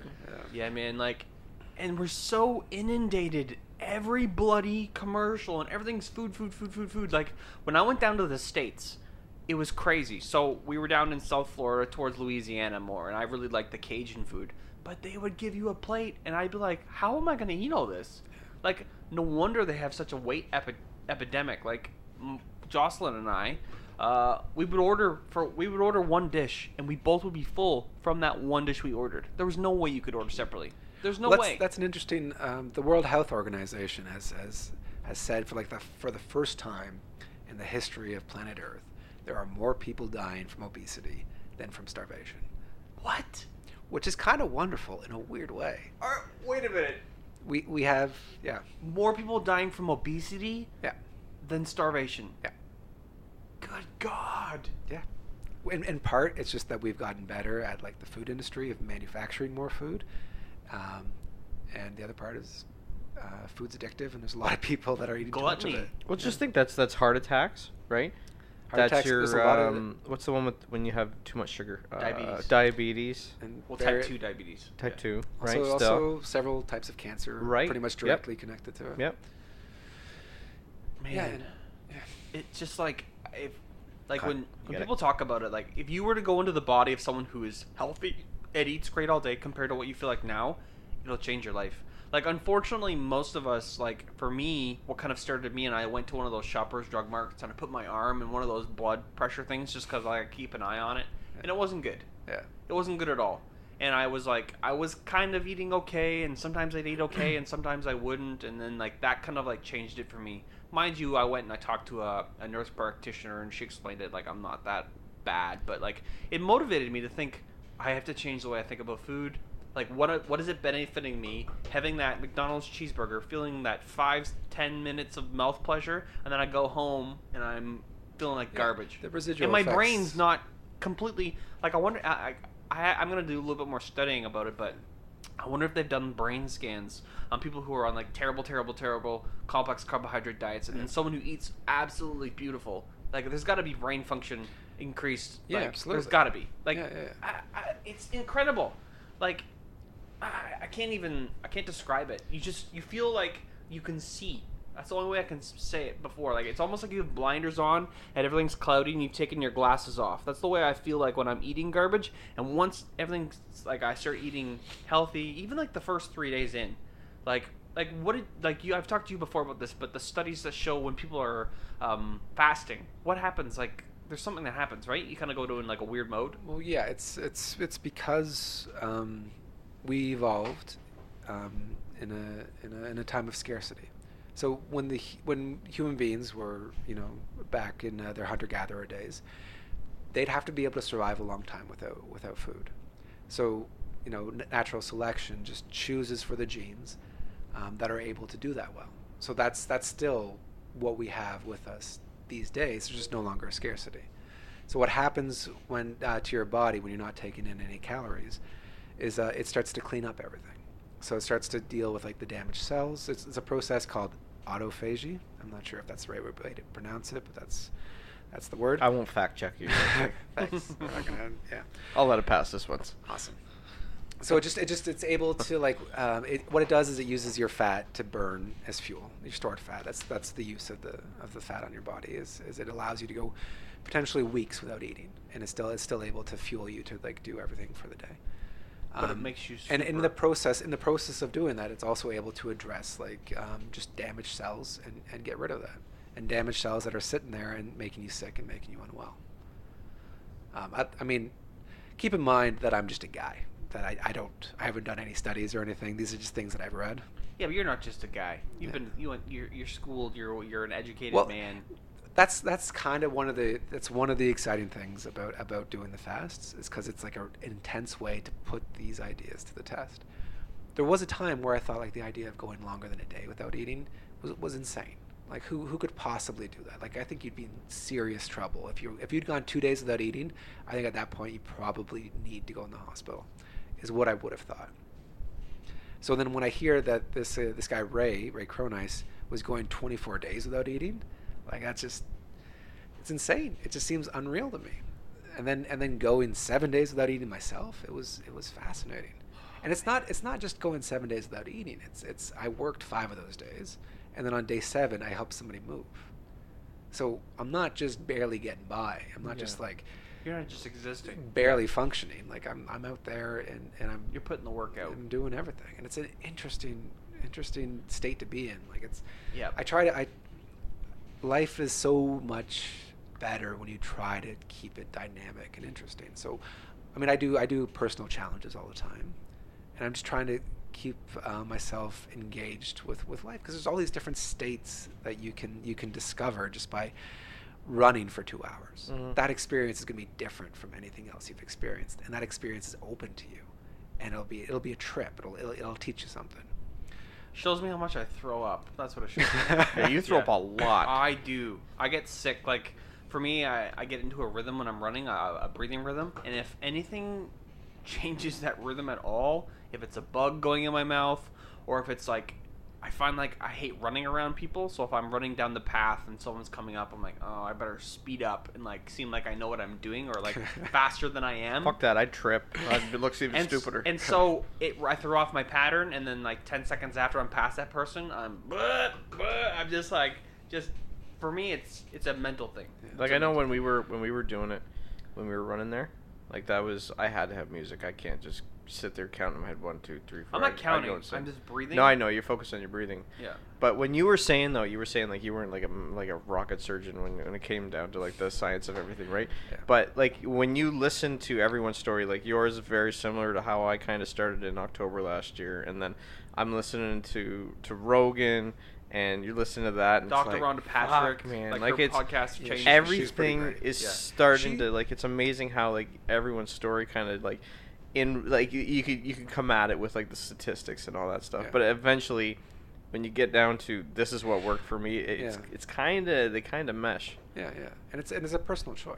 Mm-hmm. It's one thing that I've learned. Like, it's a bit frustrating, especially at the start, when you realize that this change is so powerful. And then this change, like, it seems like you have the magic elixir that could help so many people. Like, I mean, so many of your friends that might be a little overweight or depressed. But it doesn't. Like, I mean, you have those conversations, but you can't do it for them. Yeah, that's the other thing. You don't want to come off preachy in that too, right? Yeah, and that's where I was when I was reading about vegetarian and vegan. Yeah.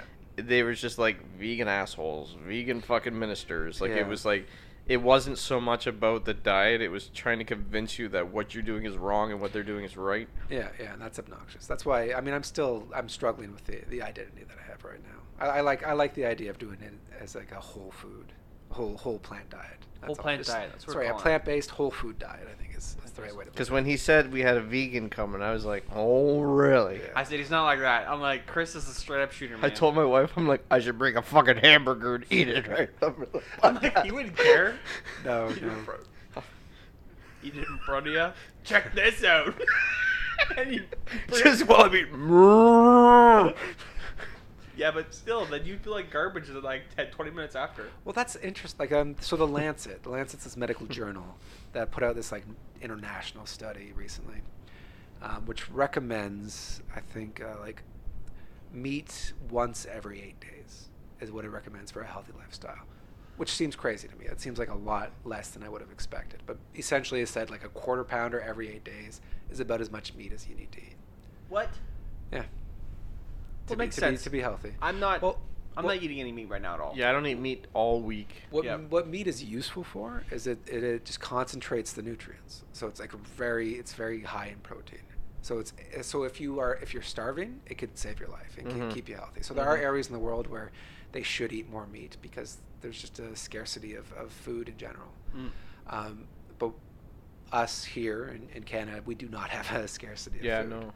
So our problem is just the opposite. And it's weird because it's gotten to the point where poor people are like the largest, which has never happened before. Like in the entire time that we've been around on this planet, poor people are always starving. They're always like, scratching and clawing to get by. But now there's this strong correlation between, income and obesity. Well, that used to be a sign of wealth, didn't it? Yes, like the fat, gluttonous people were always people that were rich. I've never thought of it that way.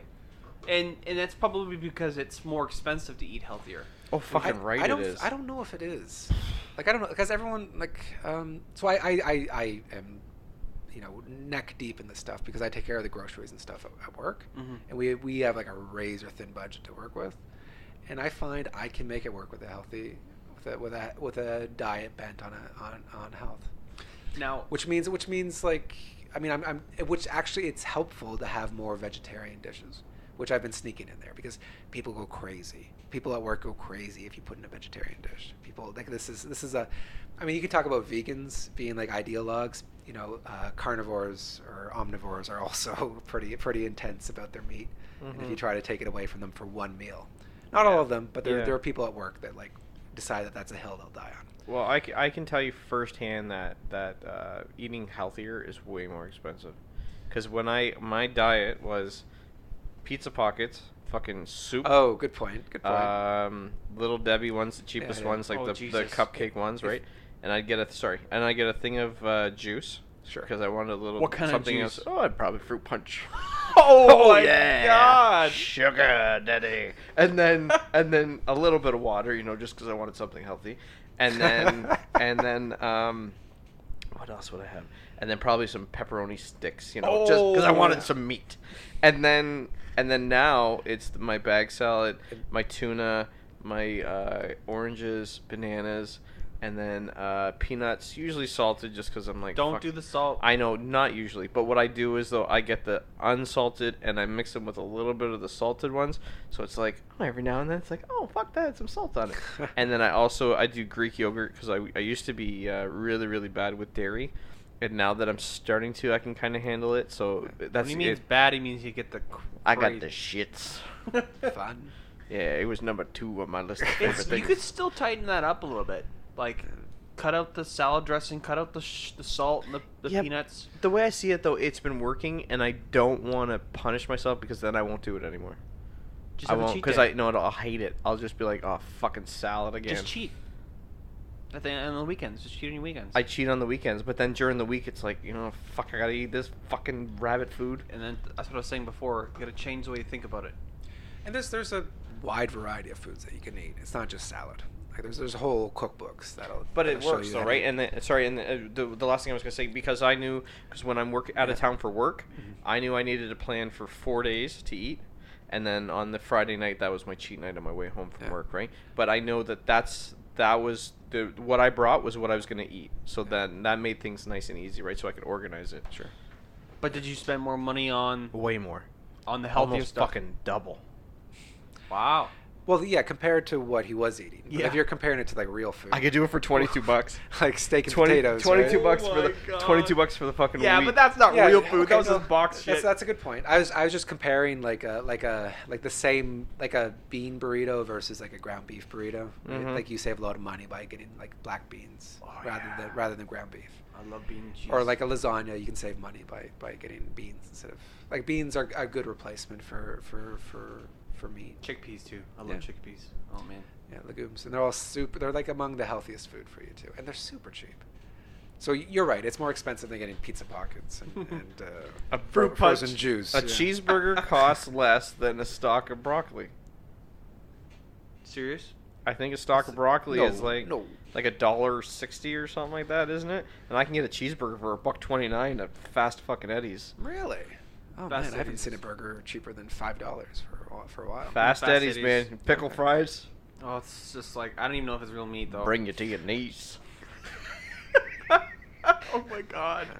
But like you eat because you want to feel good, and like it's unfortunate. Like so, it's interesting. Like you were saying, poor like would you? I don't want to get into like the topic, but like if you think of people in their socioeconomic status. Some people just aren't doing the research, and they're not thinking about it, and they don't want to have to worry about food. Their life is stressful enough, Yeah, and most the people- only most way. people have lives. Katie's fucking cheap, man.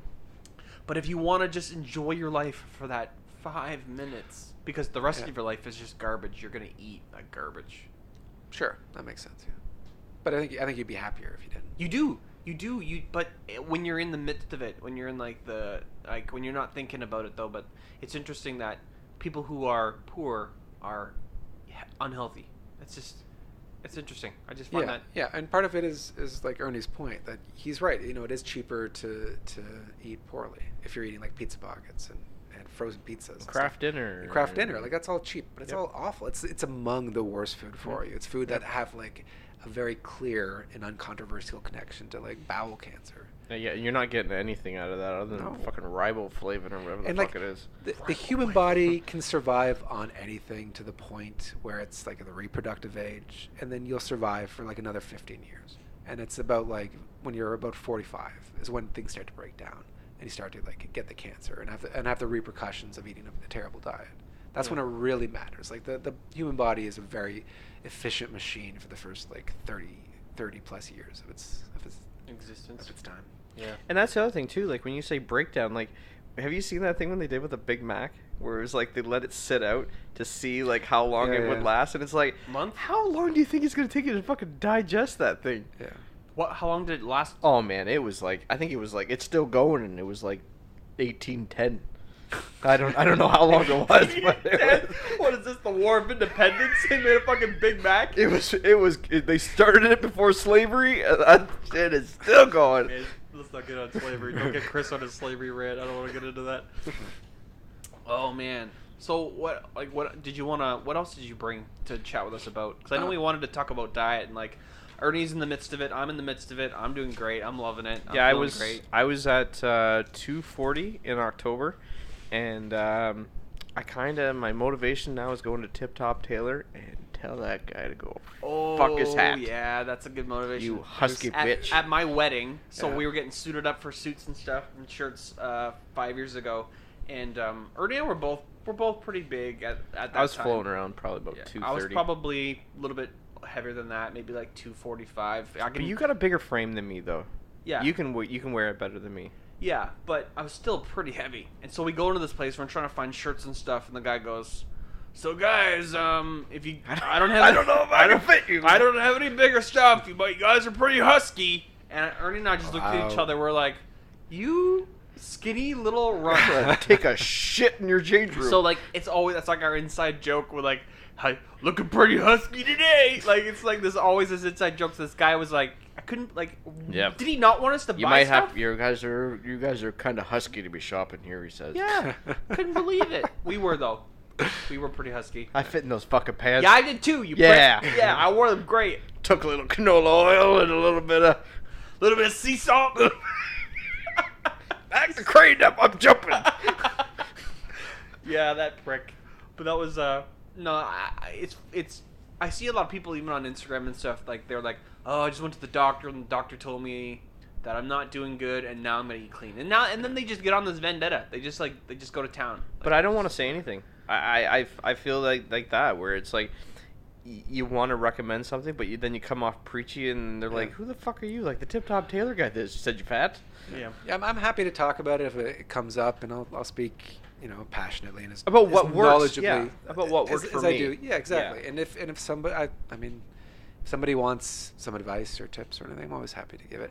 But you can't force somebody to make the change. Yeah, and you don't want to. And you don't even want to. Like it's you want them to have the freedom to live however they see fit. Like I don't know if their life is better than my life. Like I suspect that a clean diet probably leads to greater happiness, but I don't know. I only know my own experience.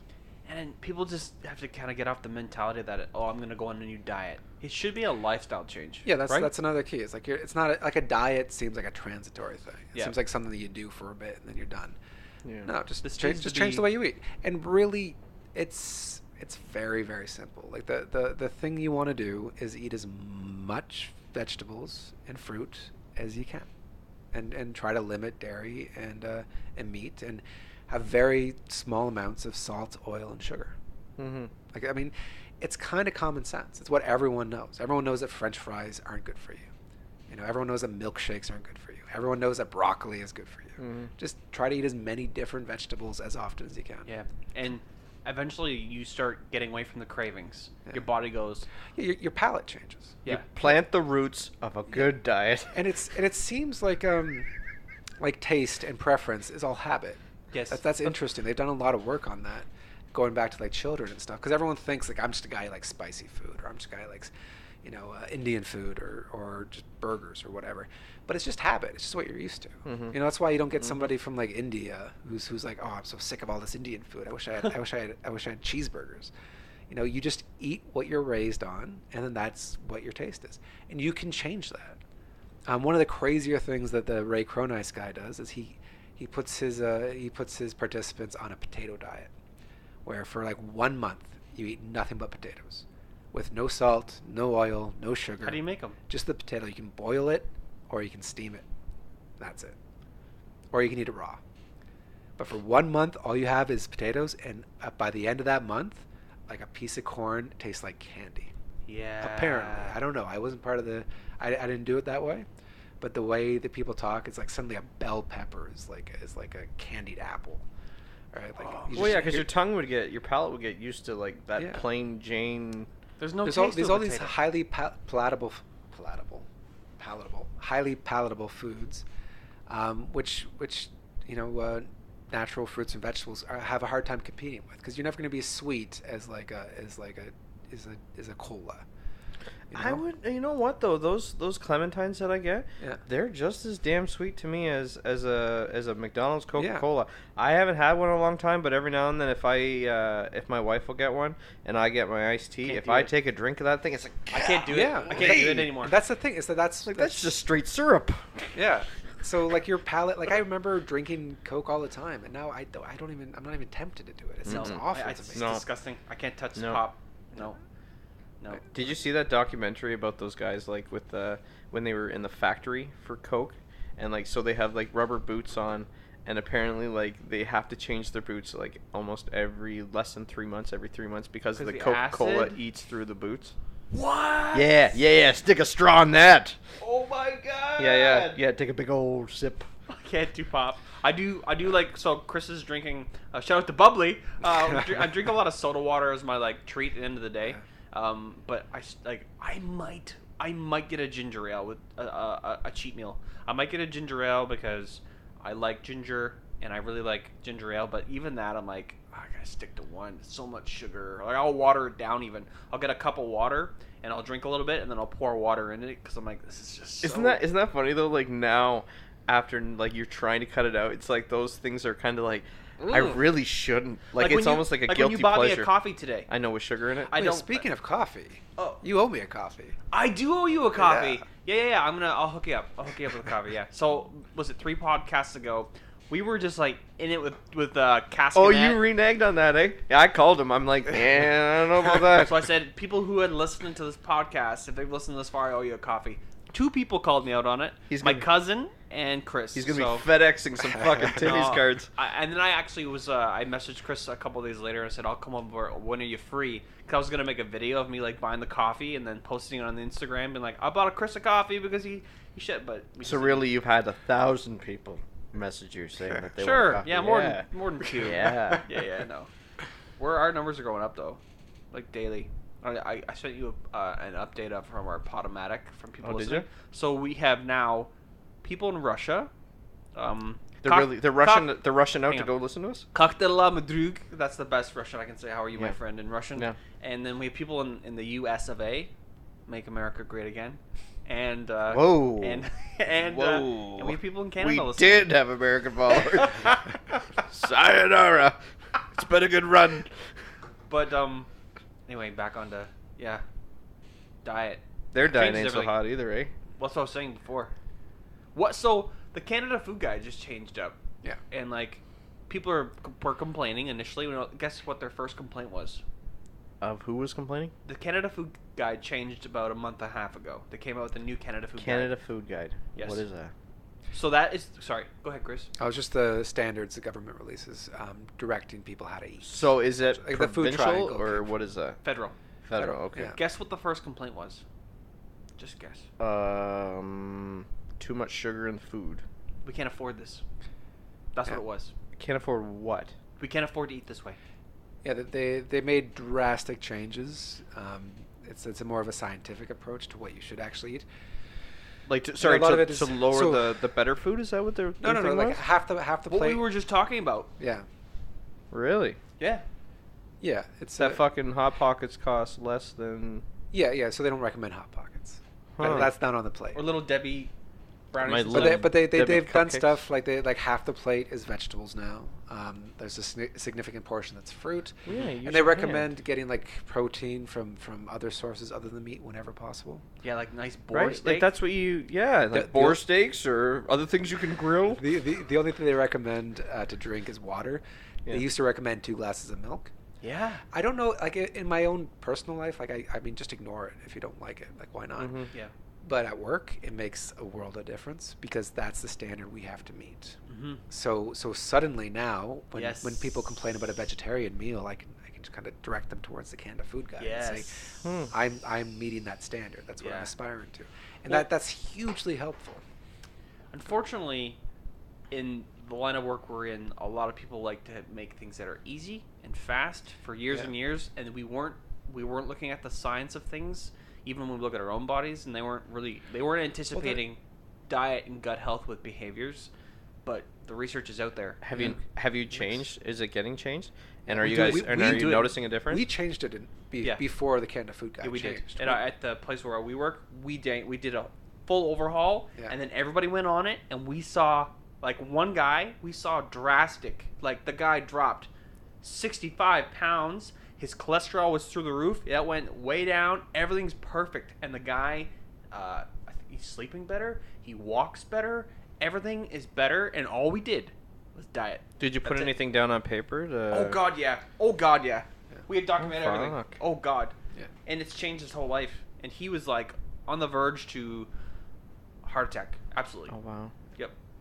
Just diet. Shit. Yep. Yeah, the best thing, like one of the best things that we can do in our line of work is give the guys better food because the food standards were not great before. Cupcake will kill you. Cupcake will kill One you. cupcake won't kill you, but 1,000 will. If you eat enough. Good God. It's just diet. Mhm. So It's that sugar. Like it's I don't get it. Like it's not natural. Well, So how could it be? Like fucking tastes good. That's why. Yeah, wow. it tastes good because they've worked on it for a long time. That They find aspartame that you can make a lot of money by getting people to eat food. Yeah, because they make it because it's called. You throw a fucking word diet on the front of it, and suddenly it's good for you. Well, there's like some people that talk about it that the manufacturing of the sugars and stuff has a lot to do with some sort of like mind control with the government. Like there's like a conspiracy theory because it's 10 times more addictive than cocaine or something. Sugar is something ridiculous like that. I think I heard that it's more addictive than most like hardcore drugs that people like heroin or something. Sugar. Yep. I don't know. I believe it though. I don't believe in the conspiracy theory, but No. like people are addicted. Like the off the movie Son of a Woman, where he goes, "Sugar is shit," because he's just like it's garbage. It's just full of I've garbage. never seen that movie. It's a beautiful movie. Have you seen Son of a Woman? Yeah. Hoorah! You've never seen Son of a Woman? Al No, sir. Pacino? No, sir. Oh my God! I just watched Scarface. Okay, Does that count? well, that counts. But like, He was sniffing something. Yeah, like, it's a beautiful movie about this. It's a coming of age tale. Let's not get off on topic. It's what you say though. Like it's what you. Let's not beat a what dead you horse. can- Sugar shit, and like you just gotta eat better. You know. Yeah. Yeah. Would you go back to that planting gig? Like now you have do you have a stepson? You said Yeah. My wife has a 12-year-old son. that'd be hard to leave for 4 months. No, I've been out of it since 2014. It was my last season, and it was time to be done with it. Yeah, because I have a life now. I've got a wife. It's hard to leave for 2 months Mhm. or more. Yeah, tell me about it. I do miss it though, Yeah. but I get a lot of that from the gym. Like it's nice just to be exhausted. I don't know. I ain't running unless somebody's chasing me. Big old bear. Chris, did you bring anything else you wanted to chat about? No, nothing comes to mind right now. Yeah. I think it's we pretty much summed up. People, if you're out there, just change your diet, bro. Yeah, branch out to broaden horizons. Because there's like I'm right now, I'm in a position where I'm cutting weight. I'm going to get down to a certain amount of weight, and then I'm going to stabilize and manage. And once you get to that Yeah. kind of managed stage, Yeah, I'd recommend in the meantime to not exercise. I think Yeah. that's probably a wiser move. Yeah. Just focus on eating clean. Maybe just a little bit of yoga. Sure. Yeah, I love yoga. I love it. Yeah. It's a good time. You do yoga? Yeah. Mm. Downward dog. You're flexible? Oh yeah. I don't fucking believe. Oh yeah, you want to see me? We'll post some moves Yeah, later. yeah. Anyway, what are we at? I always ask Ernie, like, where are we at here? What's the time, bro? We're at an hour and 40 minutes. Are you sick of us already, or is that what No, you're... I'm not sick of this. I'm just saying, talking about diet. We're good. People are... Well, the other notes that I have, there's something on just meditation, and also the book on honor. Well, it was really nice chatting with you. I'm just kidding. We were talking It's about just- about like we could talk about that. Like, Sure. I was talking to Ernie about a little bit. We were premising like life philosophies and stuff. Oh, yeah. And I know for me, I've always lived on. And Chris and I have talked about this in the past, and I think he called me out on it originally because I was like, I'm like positive, and I'm like really into it. And Chris is like, most people that are positive, they're unrealistic. It's an unrealistic view of life when you're too positive. Do you remember that positive after conversation? 10 o'clock. Let's be honest here. No. With the diet stuff, I'm doing great. I don't remember that conversation, actually. Yeah. We were talking about, and my view on life is like, even like our podcast, PM&A podcast, whatever it stands for. But I live a lifestyle.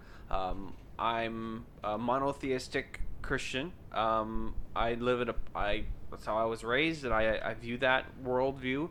And I have a positive mental attitude. I just keep it positive. And in most interactions, I try to keep it positive as much as I can. But my outlook on life is just like, okay, so what's the bright side?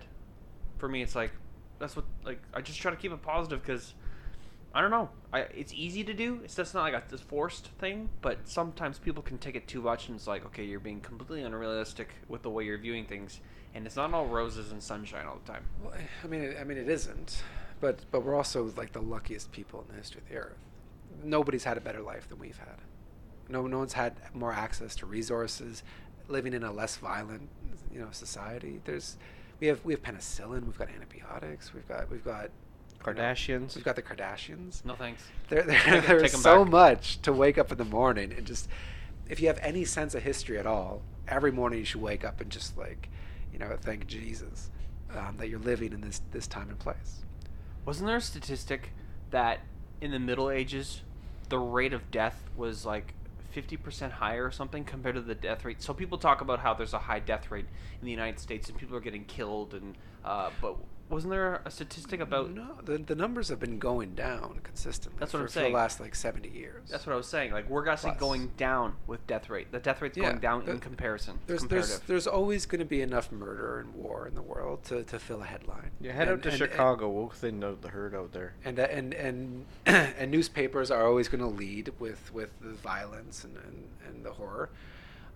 But overall, it's been going down dramatically. Like everywhere, like the murder rate's going down. We haven't had another international conflict since World War II. Like there's not been another World War. Everyone thought there was going to be, but it never happened. There are fewer wars, and people are dying less in those wars. I read an entire book about it called "The Better Angels of Our Nature."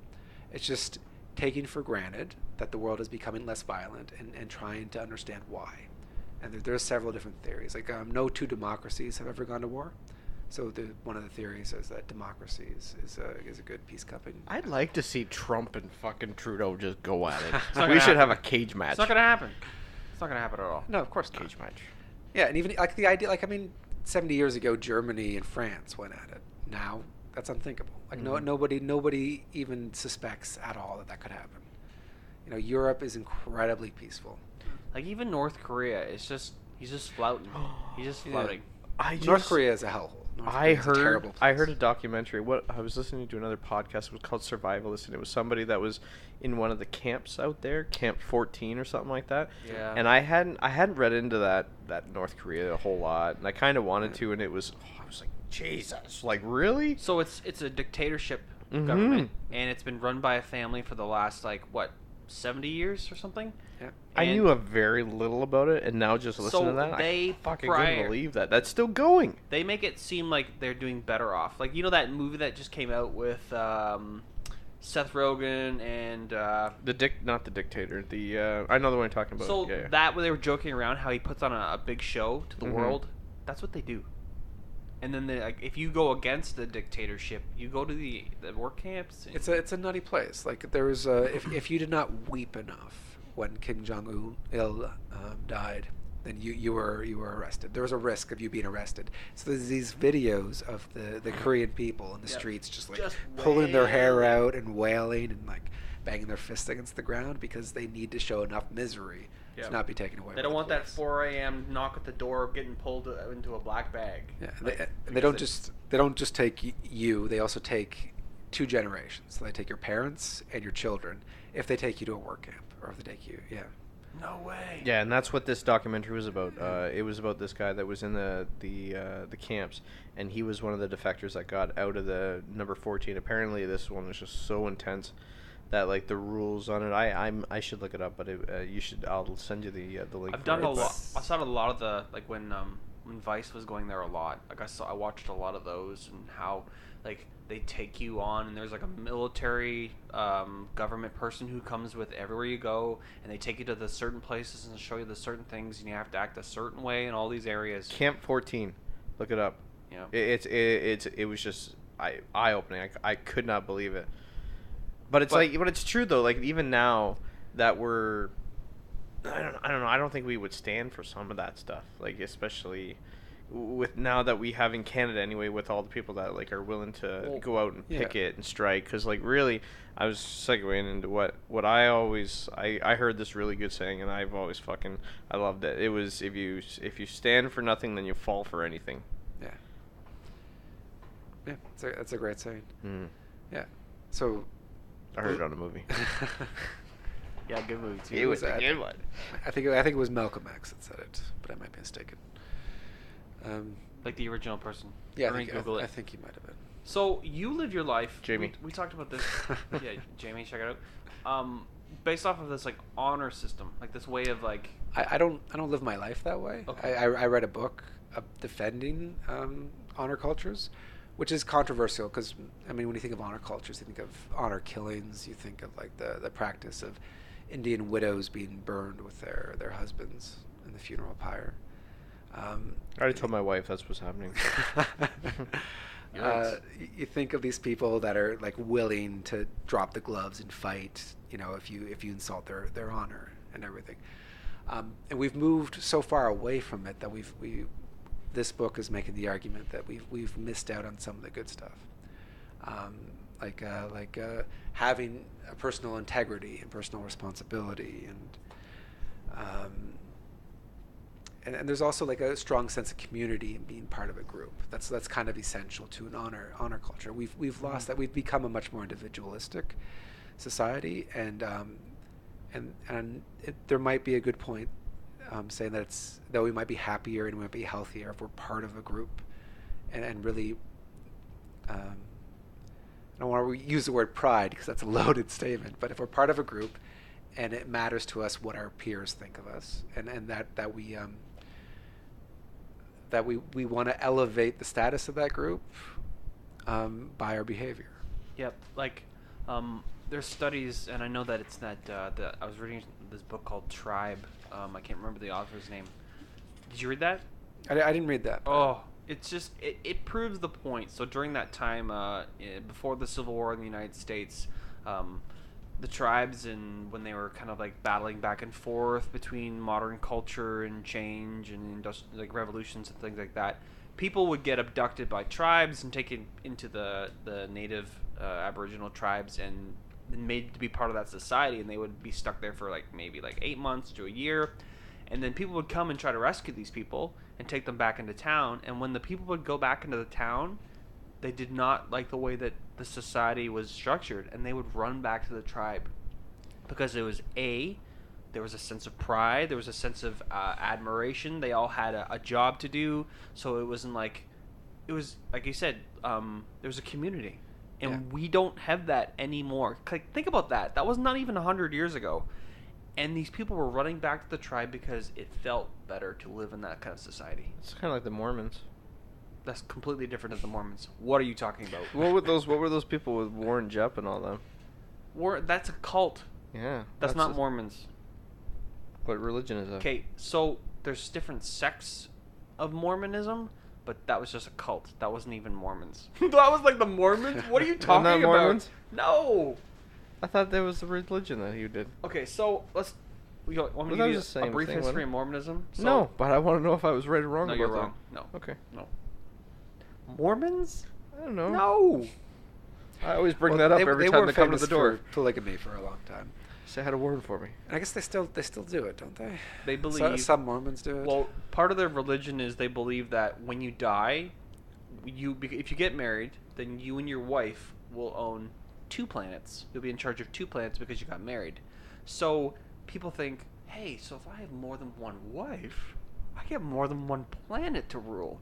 So that's why you see those people that are like having like 4 or 5 wives because they feel like in the afterlife they're just gonna hit the jackpot. I bet you once also they heard- get to have 4 or 5 wives. That's Woo! I bet you once they learned Pluto wasn't a planet anymore, somebody was fucking pissed. They're like, that was my fucking planet! No. They believe in more than 51 galaxies in our solar system. They're just like, yeah.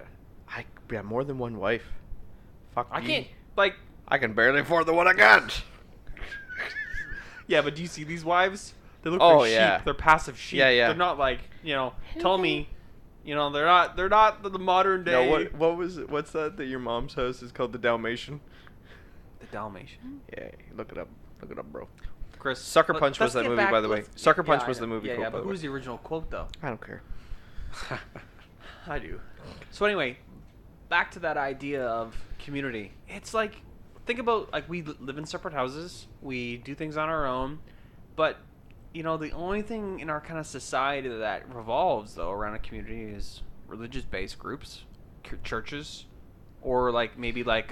general interest groups as well. Yeah, like... But it's not the same way. No. Like you don't really know many of your neighbors, right?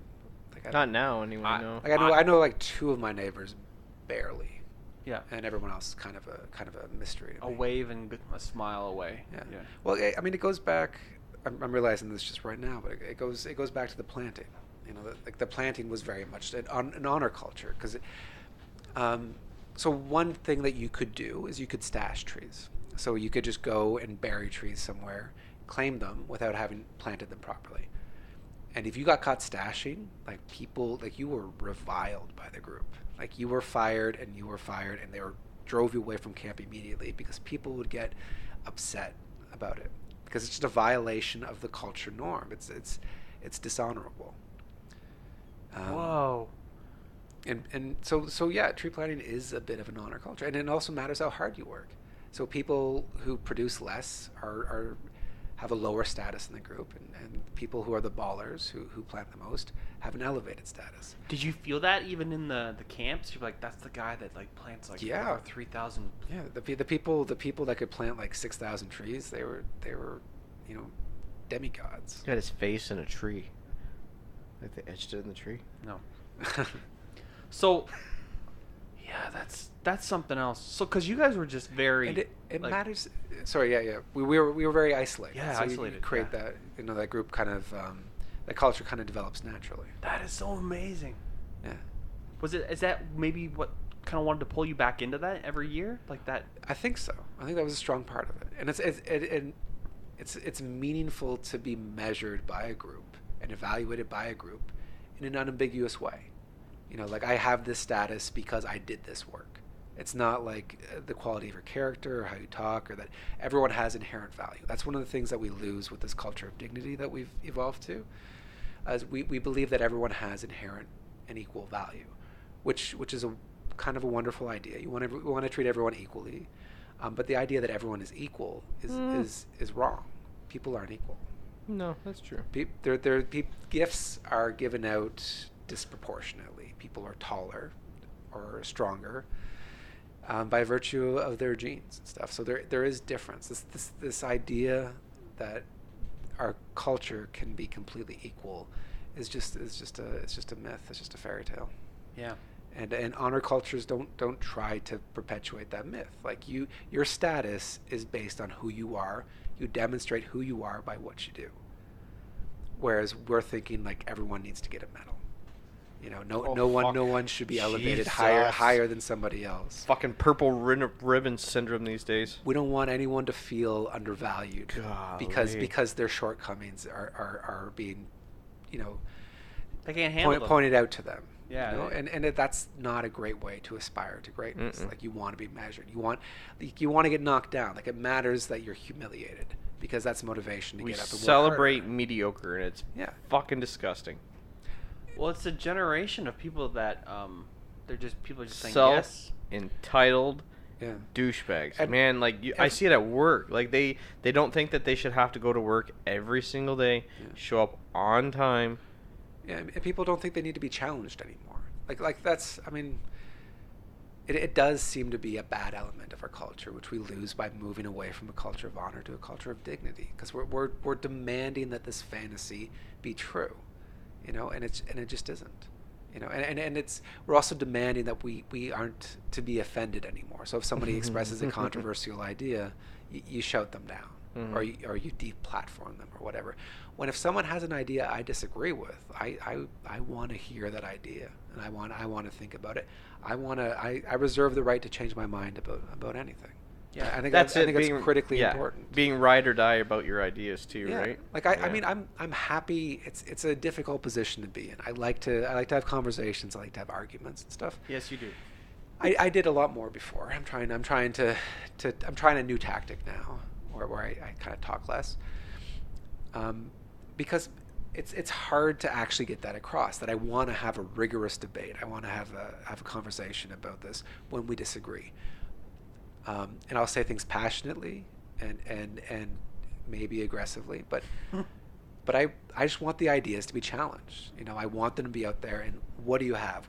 What's wrong with this idea? You want to fully and if thought somebody out. puts an idea out, I'm like, okay, I can see this is wrong, this is wrong, this is wrong, and I would love it if that was less of a problem. But it is a problem, because I mean, there's a fair amount of emotion and like your character is invested in your opinions. So not many people are good with having their ideas questioned, Or changing which is their a ideas. problem. I'm not good with having my ideas questioned. Like I get petulant and a little bit pouty if someone points out that what I said is wrong. I hate it, but I try to make a practice of changing my mind whenever I can. Yeah. And I think most people are just entrenched that the world is this way. These things are important, And these are what I believe. this is what I believe, yeah. and you know, that's what you believe, and this is what I believe, and that's okay, and this is okay, and sometimes something is right and something is wrong. Yeah.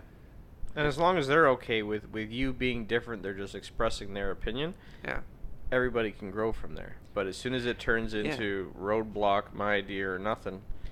And you can always see when you're having a conversation with someone and you're just trying to just tell their opinion, and then the argument turns into personal, or it starts getting off the rails, and you're just like, listen, man, I'm just trying to say that this is my point, and your point is valid for you, but there's a couple of things that don't actually add up with your point, and they're like, well, you're just this kind of, and that's where things are right now. People go from 10 to 100 instantly as soon as they get questioned. They don't like to be questioned. No. Yeah, we haven't learned to disagree well.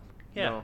No. And a big part of that is avoiding conflict, which harkens back to like not giving, like, everyone gets a medal for participation and everything. Like we're trying to avoid conflict. When conflict is good, stress is good.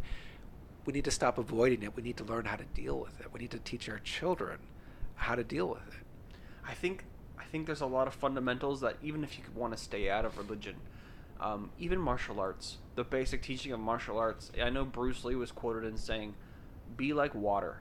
You fit a different container in every situation, and that's how you can live your life based off of anything that comes at you."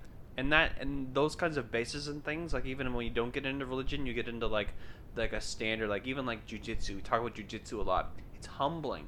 You go to a mat and you got this person who looks like you have this 15-year-old skinny girl who if you're walking down the street and you're a giant man, you think that you can take her. But if you get into a gi and roll around the mat, she can submit you in 10 seconds. It's very humbling. It changes your perspective. Yeah. Martial arts is huge. It's a lot like hockey too. Like hockey, when I was playing ball hockey, wraparounds fucking piss me off. He's a goalie, by the way. I play in that. So I had to figure something out because wraparounds were going in every single week, and I'm like, you know what? If I learn how to do the splits, I can put my one foot on the one post, one foot on the other post, and then they gotta commit to backing up and trying to go over my shoulder, and that'll give me that extra second to come out and challenge that shot. Well, fucking learn how to do the splits. You can do splits? I can do the splits. Wow. Like, let's just put this in perspective. Ernie's probably one of the best goalies I've ever seen. Like, he could have been really, really good in like ice hockey, but for ball hockey for our area, like how many awards have you won? Like, I don't want to gloat, but probably about 30. No. I've won a couple, but I've been playing for a long mind time, you, and I love it. growing I up love playing it. hockey with Ernie, like you weren't allowed to play hockey. You were forced to play. but anyway, we're getting back to how are you piecing that together with? If I just said fuck it, it's just going in, and fuck it, I don't care what happens, then it just would have kept going in. I would have just allowed it to go in rather than trying to improve. Or if it didn't matter to you because nobody made you feel bad, or feel like nobody was like, your, oh, your we're losing. personal Who worth cares? was on the line, right? Because you don't have any room to grow if nothing matters. And it was the funny thing with my daughter today. We were playing, I think we were playing PlayStation, and she's like, "Dad, I'm gonna win," and I'm like, "No, you're not." I said, "I'm gonna run a train." And she's like, no, Dad, I'm getting really good at this game. I said, no, you're really not. I said, I'm gonna beat you. So her team scored, and she's like, oh, I'm gonna win. I'm like, I can still come back from this. So then I'm winning, and she's like, I'm winning, right? I'm like, no, Chloe, you're losing, but maybe next time you'll win. And I'm thinking like, shit, should I just let her win? And I'm like, no, she's not gonna learn from that. Yeah, exactly. Winning and losing. Yeah. I don't want to get too into it, but like, so I run a group for a select population that doesn't go to school for an age group, and I run a Nerf club, and you can just kind of see it in how they are challenged with winning and losing. It's like they don't know the concept, and you're like, oh, should I just say that everybody won? And I'm like, no. How do you play that? I just don't make it a big deal. I just say, you guys lost. We're gonna have 20 more games in the next 2 hours. Make it up. Like, you just don't put the emphasis on it. Nice. Some of them are on the spectrum, and there's an understanding aspect. But if you make it something where it's like, you lost, you guys suck. Mind you, I played football for years, and I had coaches that were like that, and it did motivate you to do better. It definitely put the boot up your ass. But if you, without making it too soft on them, you say, yeah, you lost. You guys weren't up to par. But we're going to play 10 more games in the next 2 hours, so change your tactics. Learn from this. Learn from what you did. Talk amongst each other, and group up and come together as a group and organize yourself. Parents are cool with that? I do whatever I want. Oh. Parents leave. It's my fucking league. It's mine. Oh. But the kids are good. They're good. They're good kids. So, but you see that they struggle with the losing. Yep. We lost. How did we? What am I? Dude, I'm starting a new game in 5 minutes. Pick up your Nerf darts. We're going. Well, they don't keep score at some of these games until a certain age. Fuck that. I'm sitting there with a scorecard. Kids don't fail. You lost. Kids don't. Do kids? Your stepson goes to school. Do they fail kids in school? I heard that they don't anymore. I'm not sure. I'm not so involved on that. Yeah. That realm just yet. I know for us, there was a fear of I don't want to be left behind. Yeah. I don't want to fail grade 6. Now they're like, well, you just push them, keep pushing them. Yeah. No, you're special. Yeah, and it's a silly way to do it because life will hand you a dose of reality real quick. Yep. And if you're not capable of handling losing or somebody being better than you, then everything's just going to be awful. Like, your level of stress and anxiety is going to go through the roof because you're not expecting for things to ever get hard. It's unfortunate. I was reading this study. Business owners and university and college professors are saying that the generation of kids that are coming into the workplace or into that secondary education, they do not have the coping skills to deal with what the stresses that are throwing at them. They don't have to deal. They can't deal with it. Yeah. That's right now statistic, rubber on the road. What we are doing or what people are doing, it's not working. Yeah. I don't know. I don't know what the solution is, but stop being so soft. Yeah. Point out that this guy won because he was better than you at this time. You failed second. You failed your test because you decided to play Skyrim for 6 hours and stay up till 3 o'clock in the morning and not study. Yeah. What's more beneficial for your day? Exactly. Just give them a chance to learn the lessons. Harsh realities. Yeah. I think that's a key. And no sugar. Harsh realities, no sugar. Everybody needs to get to know each other's neighbor. Go plant some motherfucking trees. Yeah, we went full circle there. That was awesome. Full circle. Circular. All good things. Chris, thanks for coming out. Thanks for having me. I want to have you back on. Sure. We're gonna have in about a month and a half or so. We're gonna have a doctor. He's coming on. Oh, really? Yeah, he's a physician. You're not a he's doctor. He is a specialist with palliative care, and he's gonna come on, and we want to talk pseudoscience. Oh, cool. And I know that interests you, It and I would does, love to have you come on and back and forth questions. What's pseudoscience? Pseudoscience. You're going to learn that. I want you to do some studying this week, Ernie. You're going to learn about pseudosciences, and you're going to learn about the things that are a trend in our societies today. Am I going to be able to make some jokes with pseudoscience? Oh, yeah. Oh, yeah. But anyway, Chris, thanks for coming on. Thanks, man. This was a lot of fun. I really just want to say, you've always, like, from the beginning, you've always messaged me and been like, hey, man, I listened to the podcast. Maybe you gues need to do this a little bit different. Hey, maybe you want to... And Ernie and I love the comments, by the way. we write them Everybody down, that leaves and then fucking we're like, comments, we have a thank powwow you. before a podcast, and we go, we got to change this. We Yep. need to focus on this. We Yep. need to do this differently. We need to... I just want to I say think thank we're you. good. We're I getting just the want to say auto thank figured you. out. Thanks for listening, man, and thanks for coming. Like, yeah. Yeah, well, it shows. You guys have been improving. It's Thanks, man. I appreciate that a lot. Next time, like a vegetable spread or something. Next time, but I'll bring you some let's have blackberry some- brownies. yes. Ooh, that sounds delicious. It's pretty good. Anyway, thanks for listening. If you've made it this far in the podcast and you have listened this far, you're pretty rad. Message me and maybe we'll give you something cool from one of our sponsors, one of our handouts. So send me a message, see what's up. Cheers, guys. Cheers, no Chris. more titties, no more free Yeah, and I hand out free copies. Anyway, thanks, Chris. Thanks, man. Cheers.